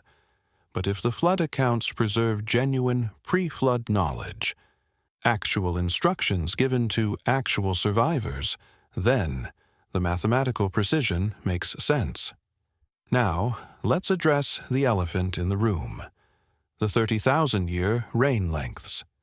Even if we accept that the numbers are calculated systematically rather than invented randomly, how do we account for lifespans that long? 3 possibilities present themselves, each with different implications. Possibility 1. The calendar hypothesis. The years aren't solar years. They're some other unit. Lunar months, seasons, Venus cycles, or an entirely different temporal measurement we don't recognize. This would dramatically reduce the actual time span. If the Sumerian year in the King List was actually a lunar month, then Alulim's 28,800 years becomes 2,400 solar years. Still impossibly long by modern human standards, but less cosmologically absurd. The problem with this hypothesis, Post-flood rains use the same word for year, and those numbers we accept as roughly accurate. If Gilgamesh's 126 years means 126 solar years, plausible for legendary figures with exaggerated lifespans, then Alulim's 28,800 years means 2800 solar years. The unit doesn't change across the flood boundary. Possibility 2, the symbolic hypothesis. The numbers are purely symbolic, representing eras or dynasties rather than individual reign lengths. 8 SR doesn't mean one king ruled for 28,800 years. It means a dynasty or period lasted that long, and later scribes attributed it to a single ruler for simplicity.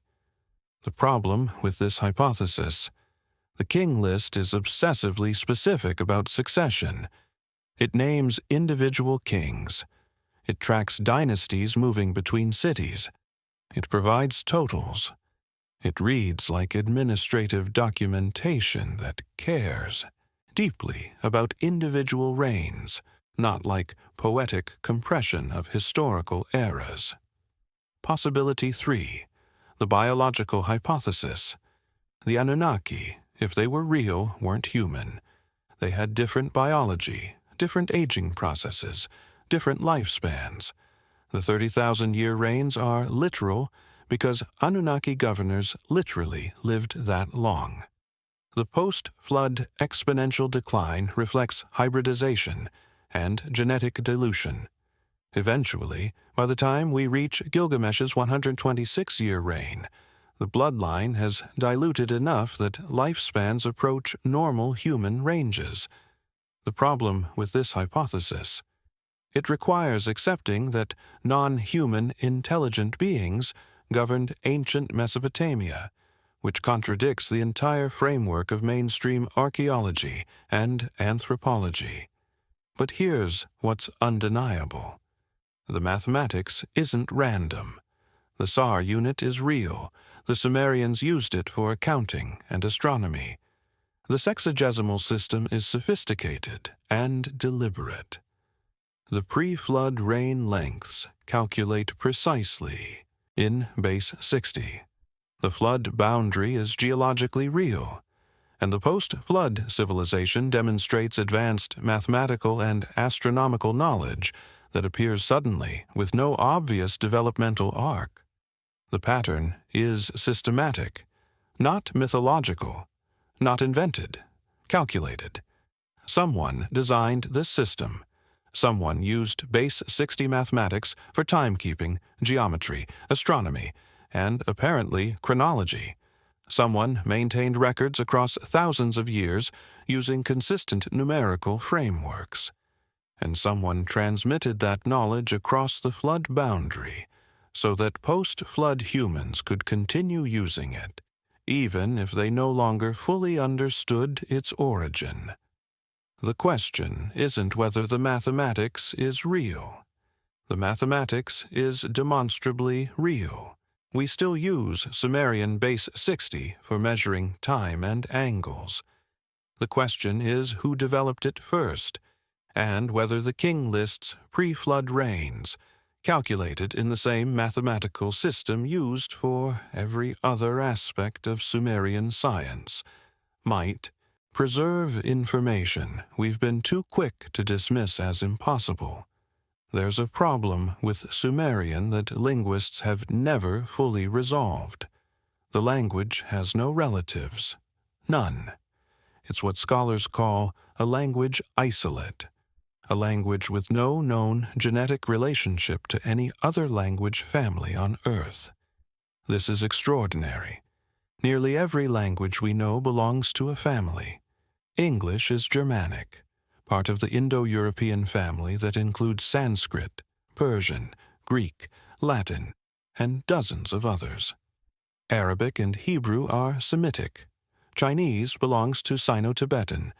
Languages spread, diverge, evolve from common ancestors. You can trace linguistic family trees back thousands of years, watching languages branch and change according to predictable patterns. But Sumerian? It appeared in southern Mesopotamia around 3500 BCE. fully formed. No Proto-Sumerian, no parent language, no cousins, just Sumerian, complete with complex grammar, sophisticated vocabulary, and a unique agglutinative structure that doesn't match anything else in the region.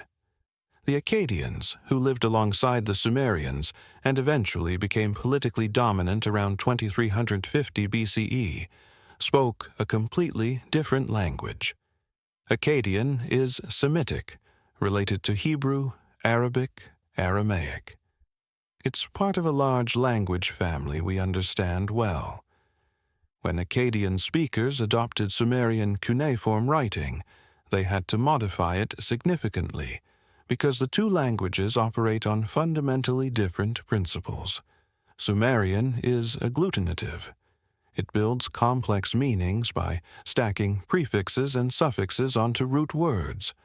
A single Sumerian word can contain what would require an entire sentence in English. Akkadian, by contrast, uses a root and pattern system, where three consonant roots get modified by vowel patterns to create related meanings, the same structure found in Hebrew and Arabic. These aren't variations on a theme. They're architecturally different language types, which raises an uncomfortable question. Where did Sumerian come from? Mainstream linguistics offers several hypotheses, none entirely satisfying. Some scholars suggest Sumerian speakers migrated into Mesopotamia from an unknown origin, possibly the Caucasus Mountains or the Iranian Plateau, bringing their language with them and leaving no trace behind. Others propose that Sumerian represents such an early linguistic development that its family relationships have been completely obscured by time. But here's what makes these explanations difficult. When languages migrate, they leave traces, loan words, place names, substrate influences on neighboring languages. Persian, for example, left clear marks on Arabic during periods of contact. Latin profoundly influenced Germanic languages in Roman-occupied territories. We can track these interactions. Sumerian left almost no trace outside Mesopotamia. No related languages in the Caucasus. No Sumerian substrate in earlier Ubaid period remains. It appeared, flourished for 2,000 years, then died as a spoken language around 2000 BCE. And even in death, it remained culturally significant for another 2,000 years. Because here's the strange part. After Sumerian stopped being spoken, it remained the language of scholarship, religion, and prestige. Akkadian scribes continued to learn Sumerian the way medieval European scholars learned Latin. Babylonian priests in 500 BCE were still copying Sumerian texts, still maintaining Sumerian-Akkadian bilingual dictionaries, still treating Sumerian as the source of sacred knowledge. This is unusual. Languages typically die and disappear. Latin survived as a scholarly language because the Roman Catholic Church institutionalized it across Europe.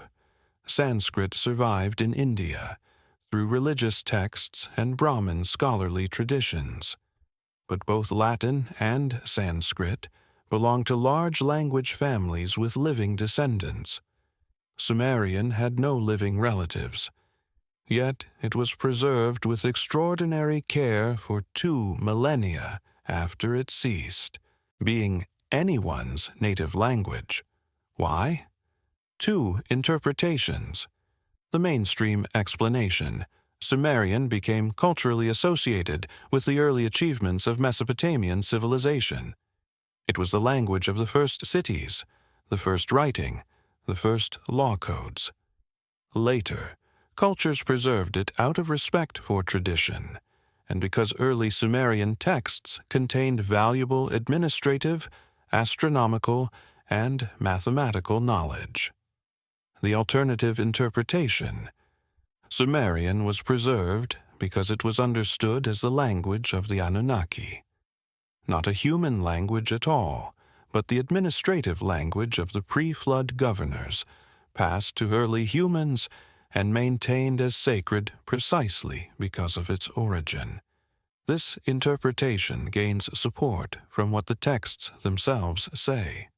The Sumerian myth Enmerkar and the Lord of Aratta contains a remarkable passage about language. The text states that once, long ago, the whole universe, the people in unison, to Enlil in one tongue, gave praise. Then it describes Enki, confounding the speech of humanity. This is, of course, strikingly similar to the Tower of Babel narrative in Genesis 11, where God confounds human language to prevent unified action. But the Sumerian version is older, dating to around 2100 BCE, and it contains additional context. The text frames the linguistic unity as existing before Enki's intervention, and it specifically associates that unity with the pre-flood period. If we read this mythologically, it's an origin story explaining linguistic diversity. But if we read it administratively, the way we've been reading the King List, it's documenting a policy change. Before, one language, presumably Sumerian, used for all administrative purposes under Anunnaki governance. After, linguistic fragmentation, multiple languages developing among human populations after the Anunnaki withdrew. This would explain why Sumerian has no relatives. It wasn't a naturally evolved human language that diverged from a parent stock. It was an imposed administrative language, used during the governance period, then preserved as sacred while human populations developed their own organic languages. Now, hold that thought, because there's a Sumerian concept that creates even more interpretive problems. The me. The me, pronounced may, appears throughout Sumerian literature as a fundamental category of existence. It's often translated as divine powers or cultural gifts, but those translations don't capture what the texts actually describe. The me aren't abstract spiritual forces. They're specific, concrete, transferable. The myth Inanna and Enki provides the clearest description. Inanna, the goddess associated with the city of Uruk, travels to Eridu to visit Enki, the god of wisdom and knowledge. Enki gets drunk. The text is explicit about this, describing him drinking beer, and in his intoxicated state, he gives Inanna the me, all of them.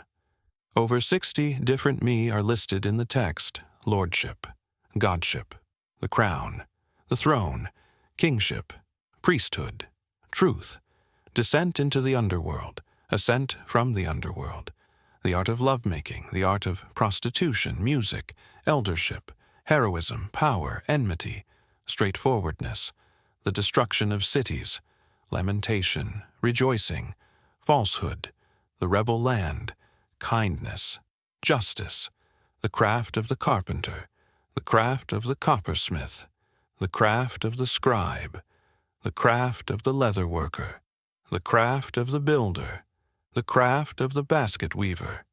The list continues. These aren't theological abstractions. They're cultural capabilities, technological skills, social institutions, and knowledge domains. The me include crafts, emotions, political structures, sexual practices, musical abilities, and destruction techniques. And here's what makes them strange. They're treated as transferable objects.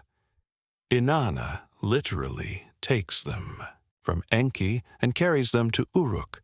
Enki sobers up, realizes what he's done, and sends his servants to retrieve the ma. But Inanna escapes with them, and Uruk gains all these capabilities. Mainstream interpretation, this is mythology, explaining how Uruk became culturally dominant. The Mi represent abstract cultural achievements personified as divine gifts. Inanna's theft symbolizes Uruk acquiring technologies and social structures from older cities like Eridu. But the text doesn't treat the Mi as metaphorical. It lists them like inventory.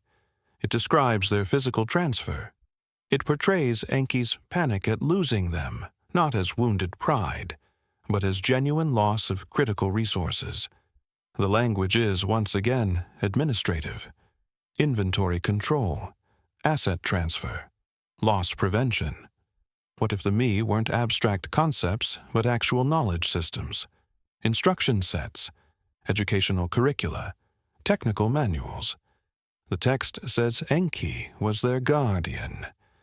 What if Enki, as the Anunnaki, administrator of Eridu, literally possessed documented knowledge, possibly in Sumerian, the administrative language, covering all these domains, and this knowledge was physically transferable?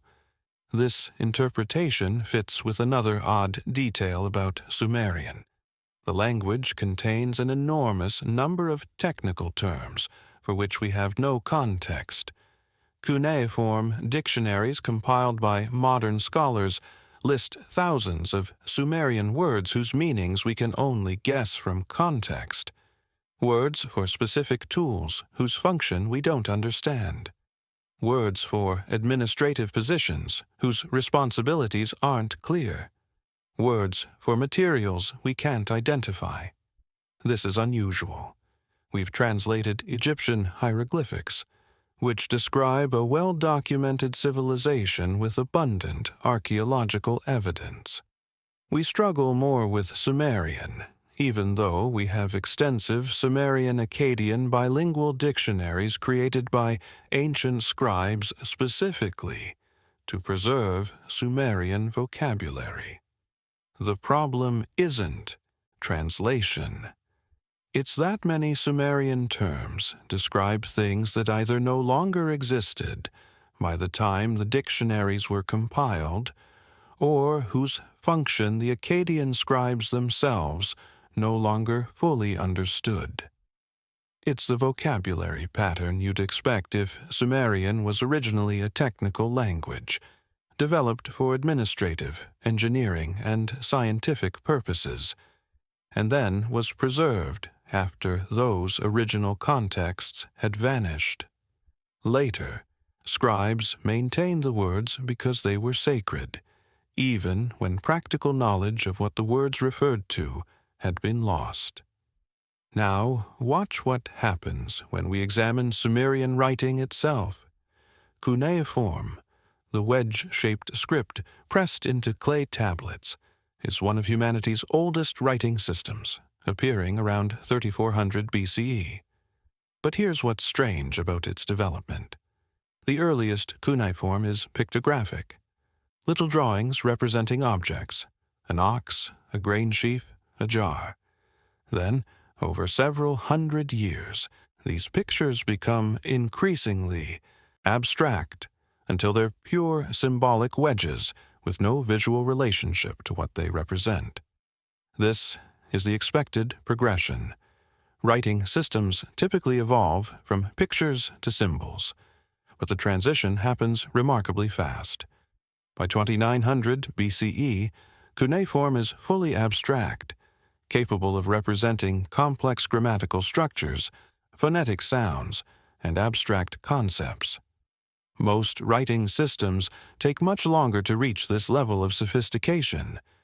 Egyptian hieroglyphics remained partially pictographic for 3,000 years. Chinese characters are still partially pictographic today.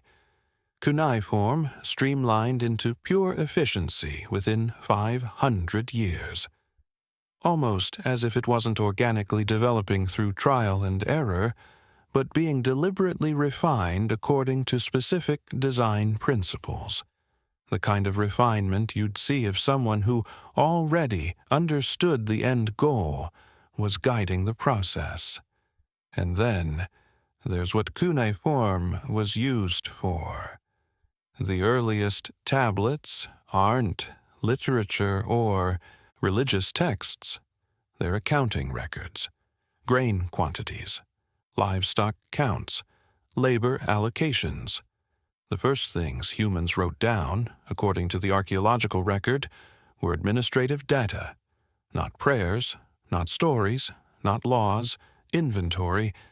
This fits the pattern if writing was introduced for administrative purposes by governors who needed to track resources across a large, complex system. The Anunnaki, if they existed, would need writing for exactly this purpose. And when they withdrew, they left behind the tool, cuneiform, and humans continued using it, first for the same administrative purposes, then gradually expanding it to literature, law, and religion. The Akkadians adopted cuneiform around 2350 BCE because it was the established writing system, but they had to modify it significantly. Cuneiform was designed for Sumerians' agglutinative structure. Akkadians' Semitic grammar doesn't fit cleanly into the same framework. The Akkadians made it work, but it's awkward, like using Chinese characters to write English. It functions, but it's not optimal. This suggests cuneiform was purpose-built for Sumerian, not designed as a universal writing system. Someone created it to record Sumerian specifically. Later cultures adapted it because it was the only writing system available, but the adaptation required compromises. Now, let's address the question of language death. Why did Sumerian stop being spoken around 2000 BCE? The standard explanation: Akkadian became politically dominant during the Akkadian Empire, 2334 to 2154 BCE, and language dominance follows political power. Sumerian declined as a spoken language while remaining a scholarly and religious language, similar to how Latin declined after Rome fell but remained the language of the Catholic Church. But here's the oddity.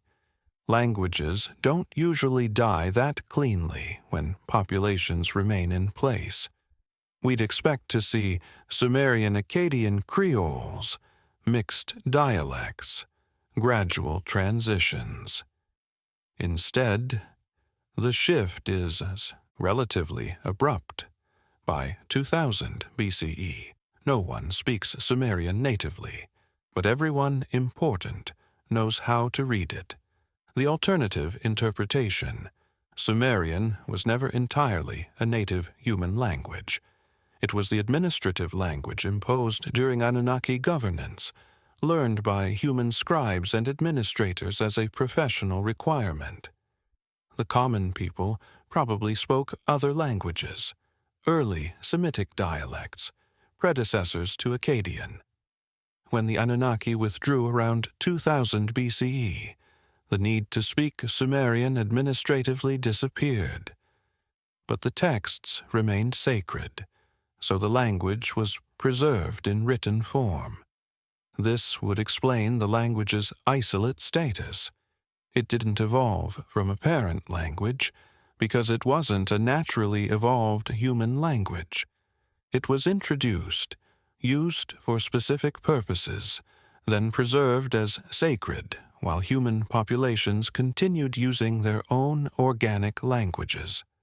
This creates discomfort because it implies a level of linguistic imperialism we don't usually associate with ancient periods, but the evidence fits.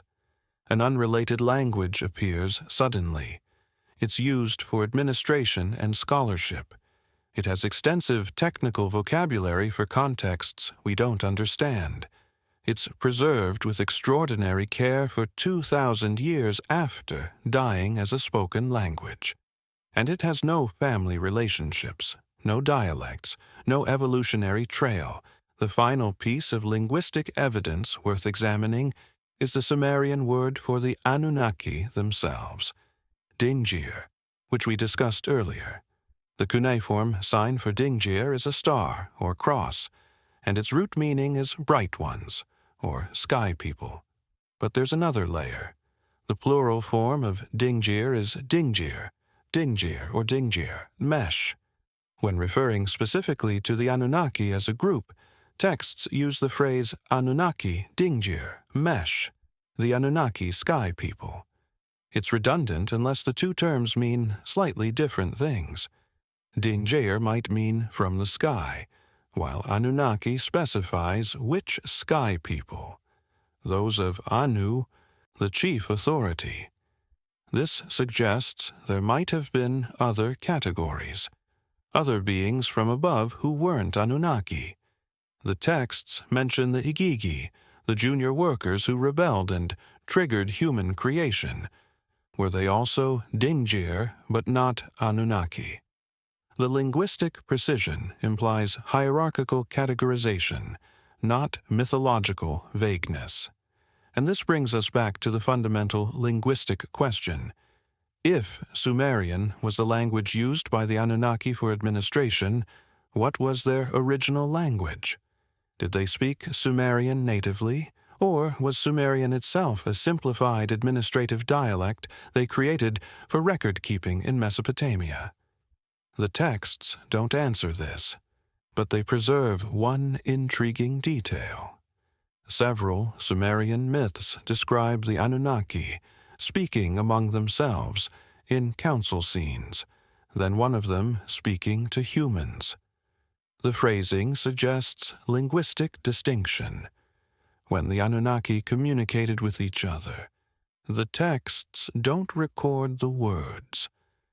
When they communicated with humans, the texts provide dialogue in Sumerian. It's subtle, but it hints at the possibility that Sumerian was a contact language, a lingua franca developed for Anunnaki-human interaction, preserved by human scribes, then maintained as sacred after the Anunnaki withdrew because it was understood as their language, even if it wasn't their original native language. This would explain everything. Why Sumerian has no relatives, why it appeared fully formed, why it contains extensive technical vocabulary we don't understand, why it was preserved so carefully after it stopped being spoken, why it's grammatically unlike anything else in the region. It wasn't a naturally evolved human language. It was the administrative language of pre-flood governance, created for a specific purpose, then inherited by humanity as the most important surviving link to the period when we weren't alone. The question isn't whether Sumerian is strange. Linguists agree it's anomalous.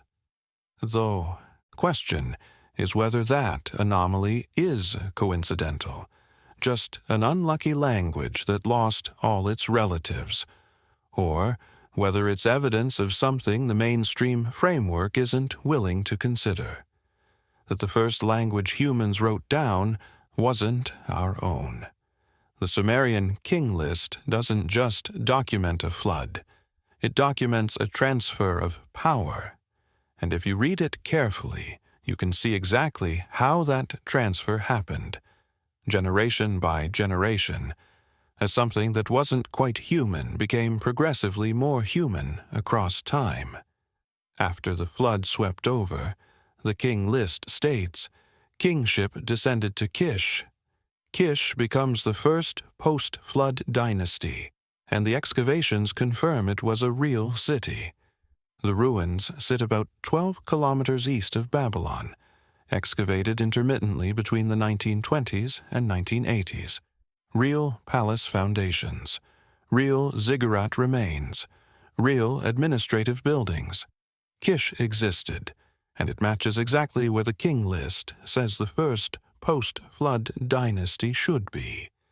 The first king of Kish is listed as Gaur, sometimes rendered as Gor or Jushur depending on the translation. The King List assigns him a reign of 1,200 years, still superhuman, still impossible by our standards. But notice the dramatic reduction. Pre-flood kings reigned for 28,000, 36,000, 43,200 years. Post-flood, the first king reigns for 200 years. That's a reduction by a factor of roughly 30.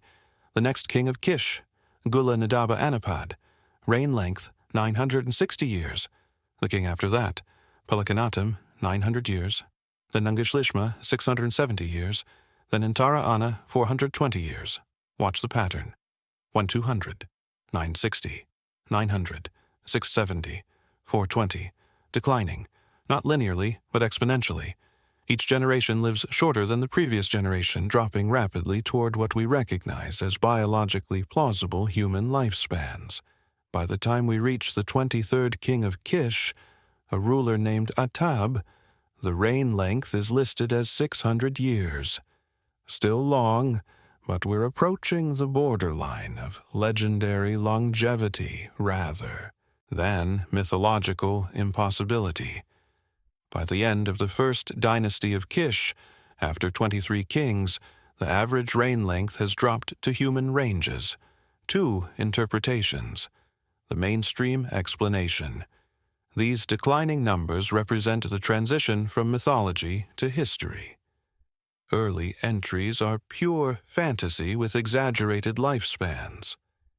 As the list approaches historically verifiable periods, the scribes record more accurate data, and the numbers become realistic. But there's a problem with this interpretation. If the scribes were inventing mythology, why would they invent a pattern? Why not just assign random large numbers to early kings and random small numbers to later kings? Why create a systematic exponential decline? Myths don't self-correct. They don't gradually rationalize themselves. They maintain their fantastic elements consistently, or they get revised wholesale. But the King List doesn't do either. It shows a smooth mathematical progression from impossible to implausible to legendary to historical. That's not the pattern of mythology evolving into history. That's the pattern of something biological changing across generations. Hold that thought. Because there's another detail in the post-flood king list that creates significant interpretive problems. Some of the early post-flood kings have Akkadian names, not Sumerian names. Akkadian. Akkadian, remember, is a Semitic language, completely unrelated to Sumerian. The Akkadians were a distinct population who lived alongside the Sumerians in Mesopotamia. They eventually became politically dominant under Sargon of Akkad around 2334 BCE, but they were present in the region much earlier. The king list includes Akkadian-named rulers in the first dynasty of Kish, which supposedly dates to immediately after the flood, around 2900 BCE. This tells us that immediately post-flood, multiple human populations existed in Mesopotamia. Sumerians, Akkadians, possibly others. Now, if the pre-flood period was governed by the Anunnaki, and the Anunnaki created or modified humans, as the Atrahasis epic describes, then post-flood Mesopotamia would contain multiple human populations, those directly under Anunnaki governance, Sumerians speaking the administrative language, and peripheral populations who existed outside direct control, Akkadians, speaking their own organic Semitic language. When the flood destroyed the Anunnaki administrative centers, the 5 cities of Eridu, Bad Tibira, Larak, Sippar, and Shurupak, both populations survived. And when kingship descended to Kish, it descended into a mixed population. Some rulers were Sumerian, some were Akkadian. All were human, but they represented different linguistic and possibly genetic backgrounds. This would explain the declining lifespan pattern through genetic mixing. If early, post-flood rulers were partially Anunnakian ancestry, hybrids from the pre-flood period, Their lifespans would be longer than pure humans, but shorter than pure Anunnaki. As these hybrid bloodlines intermarried with the larger human population over successive generations, the Anunnaki genetic contribution would dilute, and lifespans would decline exponentially toward human normal. Now, watch what happens when we examine later dynasties in the King List. After Kish, kingship moves to Uruk. The first dynasty of Uruk includes 12 kings. One of them is Lugalbanda, and Lugalbanda's son is Gilgamesh. Lugalbanda's reign, 1,200 years according to the King List. Gilgamesh's reign, 126 years. That's a reduction by a factor of nearly 10 within a single generation. Father to son, 200 years to 126 years. But here's what makes this significant. The Epic of Gilgamesh, the actual literary work describing Gilgamesh's legendary deeds, includes a detail about Gilgamesh's ancestry. The text states explicitly that Gilgamesh was 2/3 god, 1/3 man. Mainstream interpretation. This is poetic exaggeration. Gilgamesh was so great, so legendary, that the poets described him as more divine than human. It's metaphorical praise, not literal genealogy. But what if it's literal? What if the fraction is precise? What if Gilgamesh's mother was half Anunnaki, one Anunnaki parent, one human parent, and his father, Lugalbanda, was fully human? That would make Gilgamesh genetically 1/4 Anunnaki. But if we're talking about genetic contribution from each parent, Gilgamesh would receive half his genes from his hybrid mother and half from his human father. Half of half is 1/4. But the text says 2/3. The mathematics don't quite work for simple biological inheritance unless Anunnaki genetic material was somehow dominant or expressed more strongly than human genes. Or unless the 2/3 God description refers to something other than strict genetic percentage, perhaps capabilities, lifespan, or physical characteristics that manifested disproportionately. Regardless of the exact mechanism, the text presents Gilgamesh as a hybrid, part Anunnaki, part human, and his 126-year lifespan fits this description. Longer than normal humans, archaeological evidence suggests Bronze Age lifespans averaged 30-40 years, but dramatically shorter than his father's legendary 1,200 years. The Epic of Gilgamesh contains another detail that reinforces the hybrid interpretation. The poem describes Gilgamesh's quest for immortality. He seeks out Utnapishtim, the flood survivor, who was granted eternal life by the gods after surviving the deluge. Gilgamesh wants the same gift. He wants to escape death. Utnapishtim tells him directly, "Immortality was granted to me as a unique exception after the flood. It won't be granted again. Humans must accept mortality. Even hybrid humans. Even Gilgamesh, 2/3 god, must die." This creates a problem for the mythological interpretation. If the Epic of Gilgamesh is pure fiction, why structure it around the hero's failure? Epic poetry typically celebrates success. Heroes overcome impossible odds. They achieve their quests. They become immortal through great deeds. But Gilgamesh fails. He finds the plant of youth, then loses it to a serpent. He seeks immortality, then is told explicitly it's impossible for him. He returns home, accepts his mortality, and focuses on his legacy through architectural achievement. The Great Walls of Uruk. This is an unusual narrative for mythology. It's more like documentation of a real person grappling with real limitations. A hybrid who knows he's different from ordinary humans, but discovers he's not different enough to escape human mortality. a man who represents the last generation of significant Anunnaki ancestry, after which the bloodline dilutes too far to produce superhuman capabilities.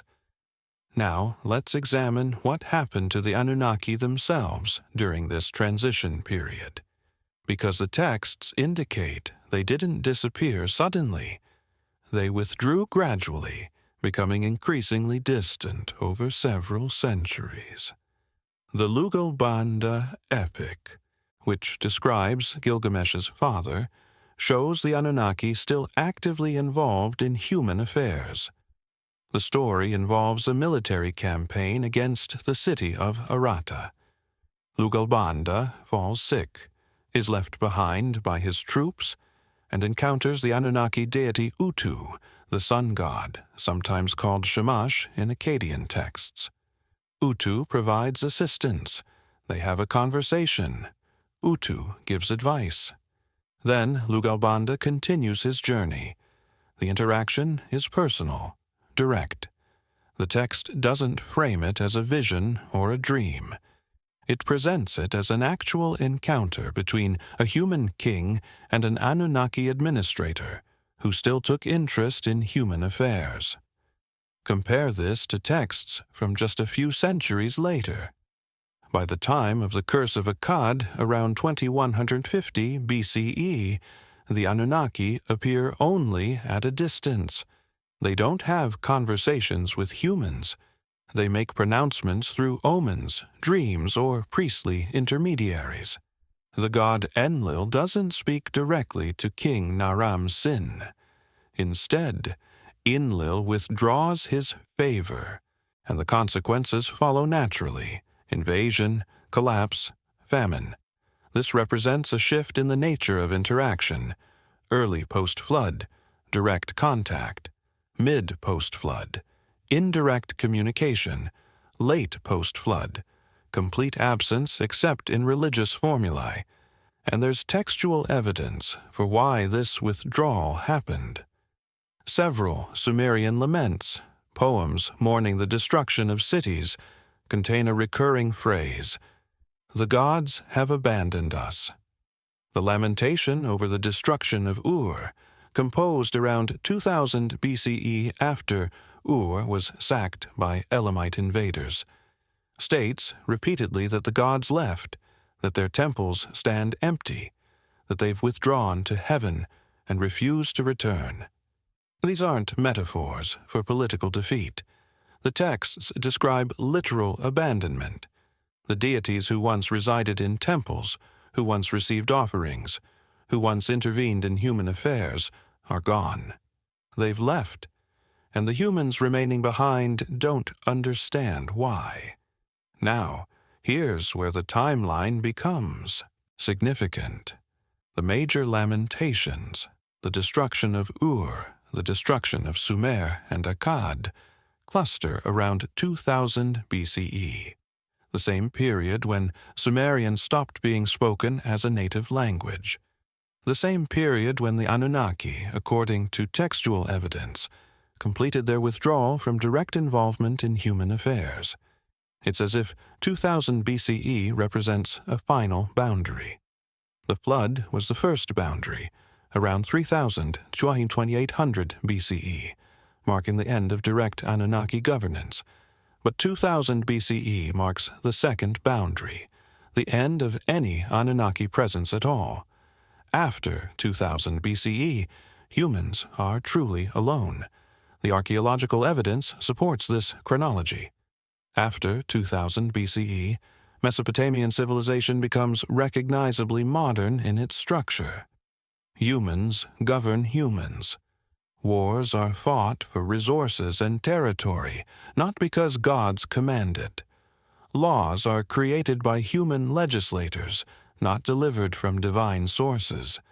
Technology develops gradually through human innovation, not through sudden leaps. That might indicate knowledge transfer. But before 2000 BCE, there are anomalies.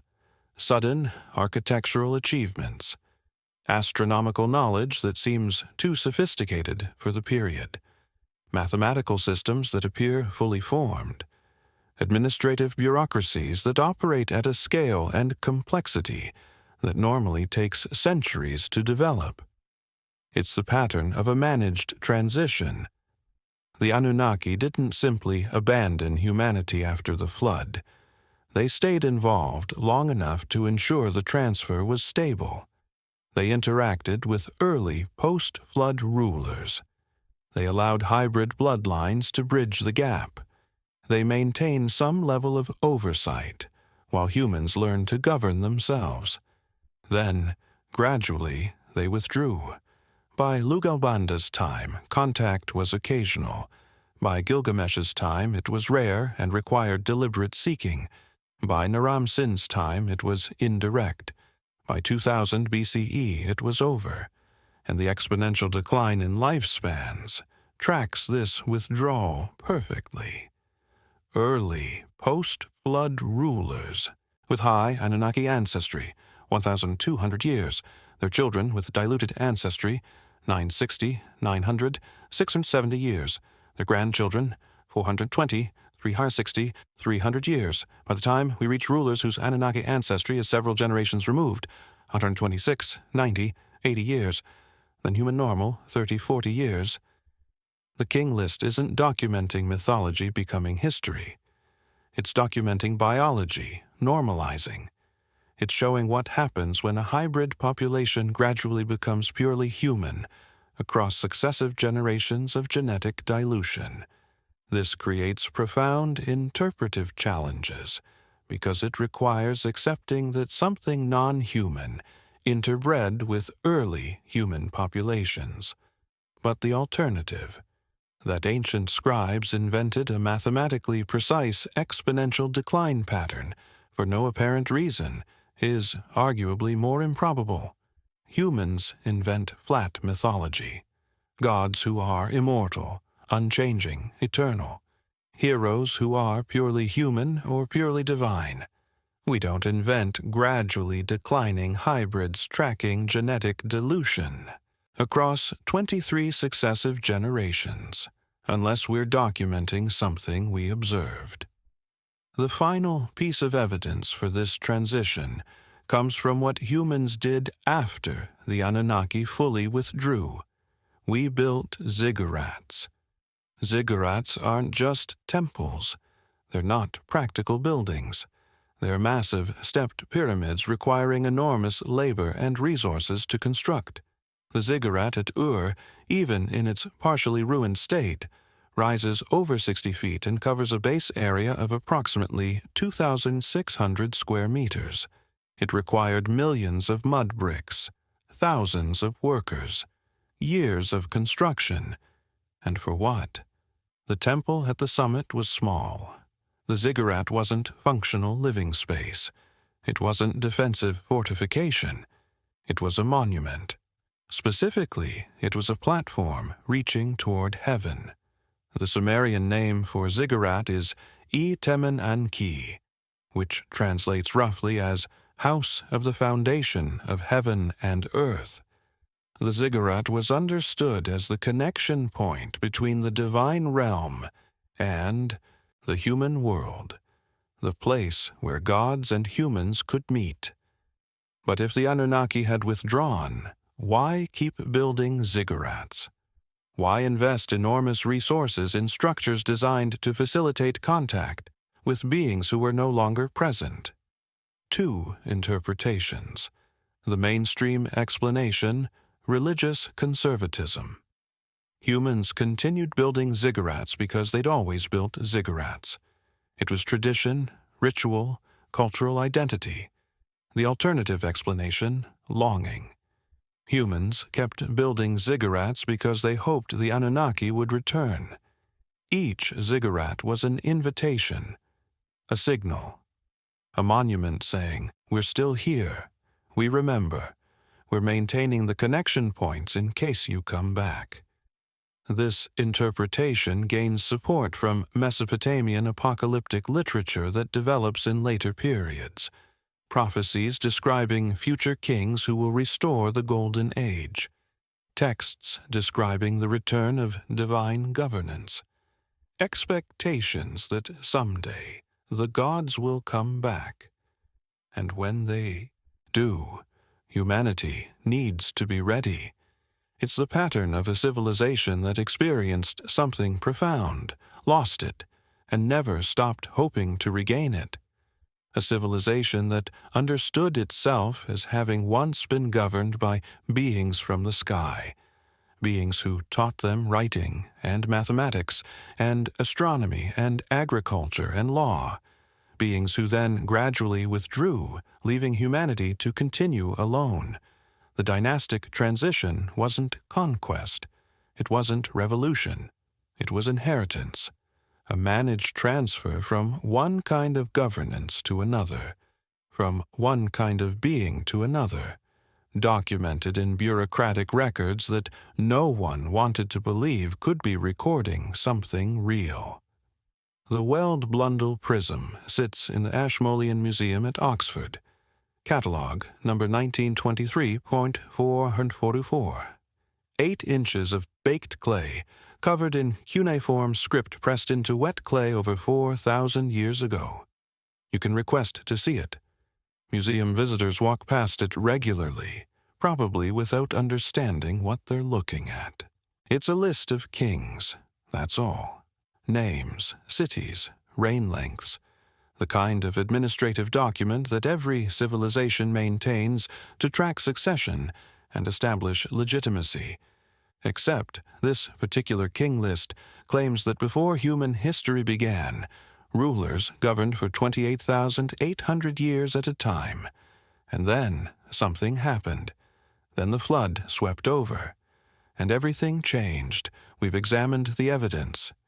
The geological flood layers at Ur, Uruk, Kish, and Shuruppak, depositing clean water-laid clay precisely where the king list says pre-flood cities existed. The mathematical precision of the sexagesimal system, base 60 mathematics, so sophisticated we still use it for measuring time and angles. The SAR unit, 3,600, appearing consistently in pre-flood rain calculations. The astronomical knowledge encoded in texts like Muld.Apin and the Nineveh Constant, requiring observational data across timescales longer than individual human lifespans to verify. We've examined Sumerian itself, a language isolate with no known relatives, appearing fully formed, preserved for 2,000 years after it stopped being spoken because it was understood as sacred. The me, those 60-plus transferable knowledge domains, described with administrative precision, not mythological vagueness. The cylinder seals showing size hierarchies between tall figures and smaller humans, consistent across centuries until around 2000 BCE, when the iconography changes. We've examined the Anunnaki, named in over 2,000 texts, described not as abstract cosmic forces, but as administrators with assigned territories, councils, policy debates, and population management strategies. The Atrahasis epic documenting labor disputes, human creation, and flood deployment with bureaucratic matter-of-factness. The gradual withdrawal pattern from direct governance pre-flood to occasional intervention by Gilgamesh's time to complete absence by 2000 BCE. And we've examined the dynastic transition, the exponential decline in lifespans from 2,800 years to 1,200 to 126 to human normal across successive generations. Gilgamesh, explicitly described as two-thirds God, seeking immortality and being told it's no longer possible for his kind. The hybrid bloodlines diluting. The managed transfer of governance from them to us. 2 interpretations have been presented throughout. The mainstream explanation, mythology created to legitimize rulers, explain suffering, provide cultural identity. Exponential lifespan decline represents mythology, gradually giving way to history. Sophisticated mathematics and astronomy represent impressive human achievement across generations. Sumerians' isolate status is unfortunate but coincidental. The Anunnaki are theological constructs. The flood is mythologized regional catastrophe. The alternative explanation, fragmented historical memory of an actual pre-flood epoch under non-human governance. The Anunnaki were real administrators who created or modified early human populations. The flood marked a deliberate or natural end to their direct rule. The post-flood period represents a managed transition, with hybrid bloodlines bridging the gap, while humans learned self-governance. The mathematical, linguistic, and architectural knowledge we attribute to sudden Sumerian innovation was actually inherited from pre-flood sources. By 2000 BCE, the transition was complete, and humans governed themselves using systems and knowledge left behind. Here's the problem. Neither interpretation fully resolves. If this is pure mythology, why does it maintain bureaucratic precision across 4,000 years? Why do independent copies from different cities and different centuries preserve the same structure, the same boundary, the same exponential pattern? Why use real administrative mathematics, SAR units, base 60 calculations, for made-up kings? Why preserve Sumerian for 2 millennia as sacred when it could have been forgotten, like countless other dead languages? Mythology doesn't behave this way. Mythology evolves, fragments, contradicts itself, embellishes freely. It doesn't maintain mathematical consistency across 23 successive generations of declining lifespans. It doesn't anchor itself in geological layers that actually exist. It doesn't preserve technical vocabulary for tools and processes whose function later generations no longer understand. But if this is historical documentation, where did the Anunnaki go? Why no clear departure records? Why no final goodbye inscribed on tablets? Why the gradual fade instead of documented withdrawal? Unless that's exactly what the texts show. The Curse of Akkad describes Enlil withdrawing favor around 2150 BCE. The lamentation over the destruction of Ur, composed around 2000 BCE, states explicitly, "The gods have abandoned us. The temples stand empty. The divine presence is gone. They've withdrawn to heaven." Those are departure records. We just don't read them as such because we assume they're metaphorical. But what if they're literal? What if by 2000 BCE the Anunnaki had completed their withdrawal, and the Sumerian poets were documenting exactly what they observed: empty temples, absent gods, humanity alone? The archaeological record supports this timeline. After 2000 BCE, no more anomalies, no more sudden knowledge leaps, no more architectural achievements that seem too sophisticated for their period. Just steady, gradual human development, technology advancing incrementally, empires rising and falling through recognizable human patterns of warfare, diplomacy, and resource competition, as if someone stopped helping, as if we were truly on our own for the first time. The question the evidence raises isn't whether you believe the Anunnaki existed. Belief isn't what matters here. What matters is what the oldest administrative records, written by careful scribes who used the same precision for kings as they used for grain counts, actually preserve. They preserve a boundary, a before and after so profound that everything changed. Before, rulers with impossible lifespans governing from cities we've excavated, documented with mathematical precision in a language that has no relatives. After, humans governing humans, lifespans declining exponentially toward biological normal, knowledge fragmenting and having to be slowly rebuilt. Then the flood swept over. 8 words, carved in wedge-shaped script on a clay prism you can see at the Ashmolean Museum. 8 words marking the most important transition in human history. If the scribes who preserved those words across 4 millennia were recording something real, what happened before the flood? The texts say, kingship descended from heaven, and beings called Anunnaki governed Earth directly. What happened after? Humans took over, struggled, built ziggurats hoping for return, and eventually learned to manage civilization alone. The evidence is there. In museum collections, in excavation layers, in mathematical patterns and linguistic anomalies and textual consistency across centuries.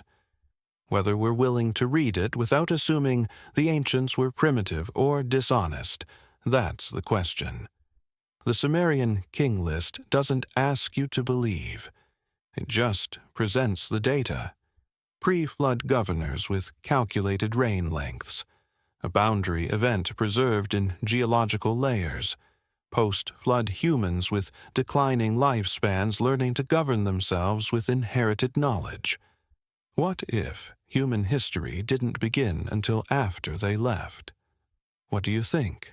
The cuneiform is still there, pressed into clay by scribes who believed what they were recording mattered. Let me know in the comments what stood out to you. And if you want more deep dives into ancient records that challenge standard narratives, you know where to find them.